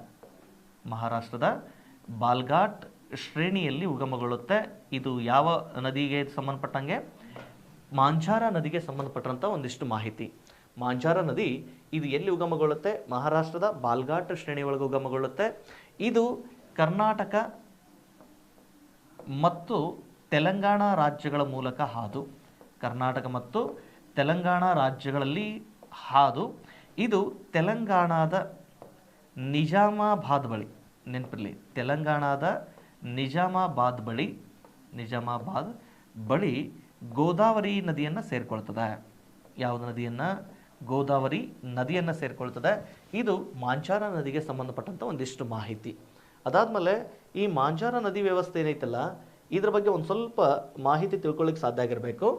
ಯಾಕಂದರೆ ನೋಡ್ರಿ, ಮಾಂಜಾರ ನದಿ ಇದು ಪೂರ್ವಕ್ಕೆ ಹಾದು ಹೋಗುವಂತಹ ನದಿ ಇದು. ಓಕೆನಾ? ಇದು ಯಾವ ದಿಕ್ಕಿಗೆ ಹಾದು ಹೋಗುವ ನದಿ? ಇದು ಪೂರ್ವಕ್ಕೆ ಹಾದು ಹೋಗ್ತದೆ. ಇದರ ಉಗಮ ಅಂತ ಬಂದಾಗ, ಮಾಂಜಾರ ನದಿಯ ಉಗಮ ಅಂತ ಬಂದಾಗ ಇದರ ಉಗಮ ಸ್ಥಾನ ಬಾಲ್ಘಾಟ್ ಶ್ರೇಣಿ, ಹೌದಲ್ವಾ? ಬಾಲ್ಘಾಟ್ ಶ್ರೇಣಿ. ಈ ಬಾಲ್ಘಾಟ್ ಶ್ರೇಣಿ ಇದು ಮಹಾರಾಷ್ಟ್ರದೊಳಗೆ ಇರ್ತಕ್ಕಂಥದ್ದು. ಎಲ್ಲಿದೆ? ಮಹಾರಾಷ್ಟ್ರದ ವ್ಯಾಪ್ತಿಯೊಳಗೆ ಕಂಡು ಬರ್ತದೆ. ಯಾವ ಅಭಿಮುಖವಾಗಿ ಹರಿತಾ ಇದೆ? ಪೂರ್ವಾಭಿಮುಖವಾಗಿ ಹರಿತಾ ಇದೆ. Clear sir? ಈ ಪೂರ್ವಾಭಿಮುಖವಾಗಿ ಹರಿಯುವಂತಹ ಈ ನದಿಗೆ ಬಂದು ಉಪನದಿ ಸೇರ್ಕೊಳ್ತದೆ. ಈ ನದಿಯನ್ನು ಬಂದು ಸೇರುವಂತಹ ಉಪನದಿ ಅಂತ ಬಂದಾಗ ದಟ್ ಈಸ್ ಕಾರಂಜ ಎನ್ನುವ ಉಪನದಿ ಬಂದು ಸೇರ್ಕೊಳ್ತದೆ. ಯಾವುದು ಸರ್? ಕಾರಂಜ ಎನ್ನುವ ಉಪನದಿ ಬಂದು ಸೇರ್ಕೊಳ್ತದೆ. ಯಾವ ನದಿಗೆ? ಮಾಂಜಾರ ನದಿಗೆ. ಈ ಕಾರಂಜ ನದಿ ಇದು ಎಲ್ಲಿ ಉಗಮಗೊಳ್ಳುತ್ತೆ ಅಂತ ಬಂದಾಗ ಗಮನಿಸಿ, ಕಾರಂಜ ನದಿ ಇದು ತೆಲಂಗಾಣ ರಾಜ್ಯದ ಬೀಡ್ ಜಿಲ್ಲೆಯ ಮೇದಕ್ ಎಂಬಲ್ಲಿ ಉಗಮಗೊಳ್ಳುತ್ತದೆ. ಬೀಡ್ ಜಿಲ್ಲೆಯ ಮೇದಕ್ ಬಳಿ ಉಗಮಗೊಳ್ಳುತ್ತೆ. ಇದು ಯಾವ ನದಿ ಅಂತಂದರೆ ದಿಸ್ ಈಸ್ ಕಾರಂಜ ಅಂತ ಹೇಳಿ. ಯಾವುದು? ಕಾರಂಜ. ಈ ಕಾರಂಜ ನದಿ ಬಾಲ್ಘಾಟ್ ಶ್ರೇಣಿ ಮಾಂಜಾರ ನದಿಯನ್ನು ಸೇರುವ ಸ್ಥಳ ಅಂತ ಬಂದಾಗ, ಮಾಂಜಾರ ನದಿಯನ್ನು ಎಲ್ಲಿ ಸೇರುತ್ತಂದರೆ ನೆನಪಿರಲಿ, ಕರ್ನಾಟಕದ ಬೀದರ್ ಜಿಲ್ಲೆಯ ನಾರದ ಸಂಗಮ ಎಂಬಲ್ಲಿ, ಬೀದರ್ ಜಿಲ್ಲೆಯ ನಾರದ ಸಂಗಮ ಎಂಬಲ್ಲಿ ಬಂದು ಸೇರ್ಕೊಳ್ಳುವಂತಹ ಉಪನದಿ ಯಾವುದು ಸರ್? ಇದು ಕಾರಂಜ. ನೆನಪಿರಲಿ, ಮಾಂಜಾರ ನದಿ ಯಾವ ಕಡೆ ಹರಿತಾ ಇದೆ? ಪೂರ್ವಕ್ಕೆ ಹರಿತಾ ಇದೆ. ಬಟ್ ಕಾರಂಜ ನದಿ ಏನಾಗುತ್ತೆ, ಪೂರ್ವದಲ್ಲಿ ಹುಟ್ಟಿ ಪಶ್ಚಿಮಾಭಿಮುಖವಾಗಿ ಹಾದು ಬಂದು ಕರ್ನಾಟಕದೊಳಗೆ ಈ ನದಿಯನ್ನು ಸೇರ್ಕೊಳ್ತದೆ. ಯಾವ ನದಿಯನ್ನು? ಎಸ್, ಇದು ಪಶ್ಚಿಮಾಭಿಮುಖವಾಗಿ ಹಾದು ಬಂದು ಸೇರ್ಕೊಳ್ತಾ ಇದೆ. ಇದು ಪೂರ್ವಕ್ಕೆ ಹರಿತಾ ಇದೆ, ಇದು ಪಶ್ಚಿಮಕ್ಕೆ ಹರಿತಾ ಇದೆ. ಈ ರೀತಿಯ ನದಿ ವ್ಯವಸ್ಥೆ ಇತ್ತು ಅಂತಂದರೆ ಇದಕ್ಕೆ ನಾವೇನಂತ ಕರಿತೇವೆ? ಅಬ್ಸಿಕ್ವೆಂಟ್ ನದಿ ವ್ಯವಸ್ಥೆ ಅಂತ ಕರೀತೇವೆ. ಯಾವ ನದಿ ವ್ಯವಸ್ಥೆ? ಅಬ್ಸಿಕ್ವೆಂಟ್. ಅಬ್ಸಿಕ್ವೆಂಟ್ ಈಸ್ ನಥಿಂಗ್ ಬಟ್ ವಿರುದ್ಧ ದಿಕ್ಕಿನ ನದಿ ಹರಿವಿನ ಪಾತ್ರ ಅಥವಾ ನದಿ ವ್ಯವಸ್ಥೆ ಅಂತಂದೇಳಿ ಕರಿತೇವೆ. ಸೊ ಕರ್ನಾಟಕದೊಳಗೆ ಅಬ್ಸಿಕ್ವೆಂಟ್ ನದಿ ವ್ಯವಸ್ಥೆಗೆ ಪ್ರಮುಖ ಉದಾಹರಣೆ ಏನಪ್ಪ ಅಂದರೆ ಮಾಂಜಾರ ಮತ್ತು ಕಾರಂಜ ನದಿ ವ್ಯವಸ್ಥೆಗಳು ಅಂತ ಹೇಳಿ. ಮಾಂಜಾರ ಮತ್ತು ಕಾರಂಜ ನದಿ ವ್ಯವಸ್ಥೆ ಇದು ಕರ್ನಾಟಕದಲ್ಲಿನ ಪ್ರಮುಖ ಅಬ್ಸಿಕ್ವೆಂಟ್ ನದಿ ವ್ಯವಸ್ಥೆ ಅಂತ ಕರೀತೇವೆ. ನೆನಪಿರಲಿ, ಮಾಂಜಾರ ನದಿ ಮಹಾರಾಷ್ಟ್ರದ ಬಾಲ್ಘಾಟ್ ಶ್ರೇಣಿಯೊಳಗೆ ಉಗಮಗೊಳ್ಳುತ್ತೆ. ಪೂರ್ವಕ್ಕೆ ಹಾದು ಇದು ಈ ತೆಲಂಗಾಣದ ನಿಜಾಮಾಬಾದ್ ಬಳಿ ಗೋದಾವರಿ ನದಿಯನ್ನು ಸೇರ್ಕೊಳ್ತದೆ. ಅದಾದಮೇಲೆ ಕಾರಂಜ ನದಿ ಇದು ಅದೇ ತೆಲಂಗಾಣ ರಾಜ್ಯದಲ್ಲಿ ಉಗಮಗೊಂಡು ಆನಂತರ ಇದು ಪಶ್ಚಿಮಾಭಿಮುಖವಾಗಿ ಹಾದು ಬಂದು ಬೀದರ್ ಜಿಲ್ಲೆಯ ನಾರದ ಸಂಗಮ ಎಂಬಲ್ಲಿ ಮಾಂಜಾರ ನದಿಯನ್ನು ಸೇರ್ಕೊಳ್ತದೆ. ಅದಾದಮೇಲೆ ಈ ಮಾಂಜಾರ ನದಿಗೆ ಬೀದರ್ ಜಿಲ್ಲೆಯ ಬಾಲ್ಕಿಯ ಬಳಿ ಜಲಾಶಯವನ್ನು ನಿರ್ಮಾಣ ಮಾಡಲಾಗಿದೆ. ದಟ್ ಈಸ್ ಕಾರಂಜ ಜಲಾಶಯ. ಯಾವುದು? ಕಾರಂಜ ಜಲಾಶಯ. ಈ ಕಾರಂಜ ಜಲಾಶಯ ಎಲ್ಲಿದೆ ಅಂತಂದರೆ ಇದು ಯಾವ ನದಿಗೆ ಅಂತ ಬಂದಾಗ ಮಾಂಜಾರ ನದಿಗೆ ಸಂಬಂಧಪಟ್ಟಿರ್ತಕ್ಕಂಥದ್ದು. Is a clear sir? ಇದಿಷ್ಟು ಮಾಹಿತಿಯನ್ನು ನೆನ್ಪಿಟ್ಕೊಳ್ಳಿಕ್ಕೆ ಸಾಧ್ಯ ಆಗಲಿ. ಅದಾದಮೇಲೆ ಮಾಂಜಾರ ನದಿಗೆ ತೆಲಂಗಾಣದೊಳಗೆ ನಿಜಾಂ ಸಾಗರ ಜಲಾಶಯವನ್ನು ಕೂಡ ನಿರ್ಮಾಣ ಮಾಡಲಾಗಿದೆ. ಎಸ್, ನಿಜಾಂ ಸಾಗರ ಜಲಾಶಯ. ಎಸ್, ಇಷ್ಟು ಮಾಹಿತಿ ನೆನ್ಪಿಟ್ಕೊಳ್ಳಿ ಸರ್. ಮುಂದಿನ ದಿನ ಅಥವಾ ನೆಕ್ಸ್ಟ್ ಕ್ಲಾಸಲ್ಲಿ ಮತ್ತೆ ಉಳಿದ ಮಾಹಿತಿಯನ್ನು ಇಟ್ಕೊಂಡು ನಾನು ನಿಮ್ಮ ಜೊತೆ ಚರ್ಚೆ ಮಾಡ್ತೇನೆ. ಆತ್ಮೀಯ ವಿದ್ಯಾರ್ಥಿ ಮಿತ್ರರೇ, ನೀವು ನನ್ನ ತರಗತಿಗೆ ತುಂಬ ಉತ್ತಮವಾದಂತಹ ಬೆಂಬಲ ನೀಡ್ತಾ ಇದ್ದೀರಿ. ಹೊರಗಡೆನೂ ಕೂಡ ನನ್ನನ್ನು ಗುರುತಿಸ್ಕೊಂಡು ಮಾತನಾಡಿಸ್ತಾ ಇದ್ದೀರಿ. ತುಂಬ ಖುಷಿ ವಿಚಾರ. ಈ ಒಂದು ಪ್ರತಿಭೆ ಎಲ್ಲರಲ್ಲೂ ಇರುತ್ತದೆ, ಆದರೆ ಅದಕ್ಕೊಂದು ಸೂಕ್ತ ವೇದಿಕೆ ಸಿಕ್ಕಾಗ ಮಾತ್ರ ಅದಕ್ಕೊಂದು ಬೆಲೆ ಇರ್ತದೆ. ಆ ಒಂದು ವೇದಿಕೆಯನ್ನು ಸಂತೋಷ್ ಲಾಡ್ ಫೌಂಡೇಶನ್ ನಮ್ಮಂತಹ ಸಾಕಷ್ಟು ಪ್ರತಿಭಾವಂತರಿಗೆ ವೇದಿಕೆಯನ್ನು ಕಲ್ಪಿಸಿಕೊಟ್ಟು ನಮ್ಮಲ್ಲಿರುವ ಜ್ಞಾನವನ್ನು ನಿಮ್ಮ ಜೊತೆ ಹಂಚಿಕೊಳ್ಳೋದಕ್ಕೆ ಅವಕಾಶ ಮಾಡಿಕೊಟ್ಟಿದ್ದಾರೆ. ಆ ಕಾರಣಕ್ಕೆ ಅವರಿಗೆಲ್ಲರಿಗೂ ಅಭಿನಂದನೆಗಳನ್ನು ಸಲ್ಲಿಸುತ್ತಾ ನಾಳೆಯ ತರಗತಿಯಲ್ಲಿ ಮತ್ತೆ ಭೇಟಿಯಾಗೋಣ. Until then take care. ತಮಗೆಲ್ಲರಿಗೂ ಈ ಯುಗಾದಿಯ ಶುಭಾಶಯಗಳು.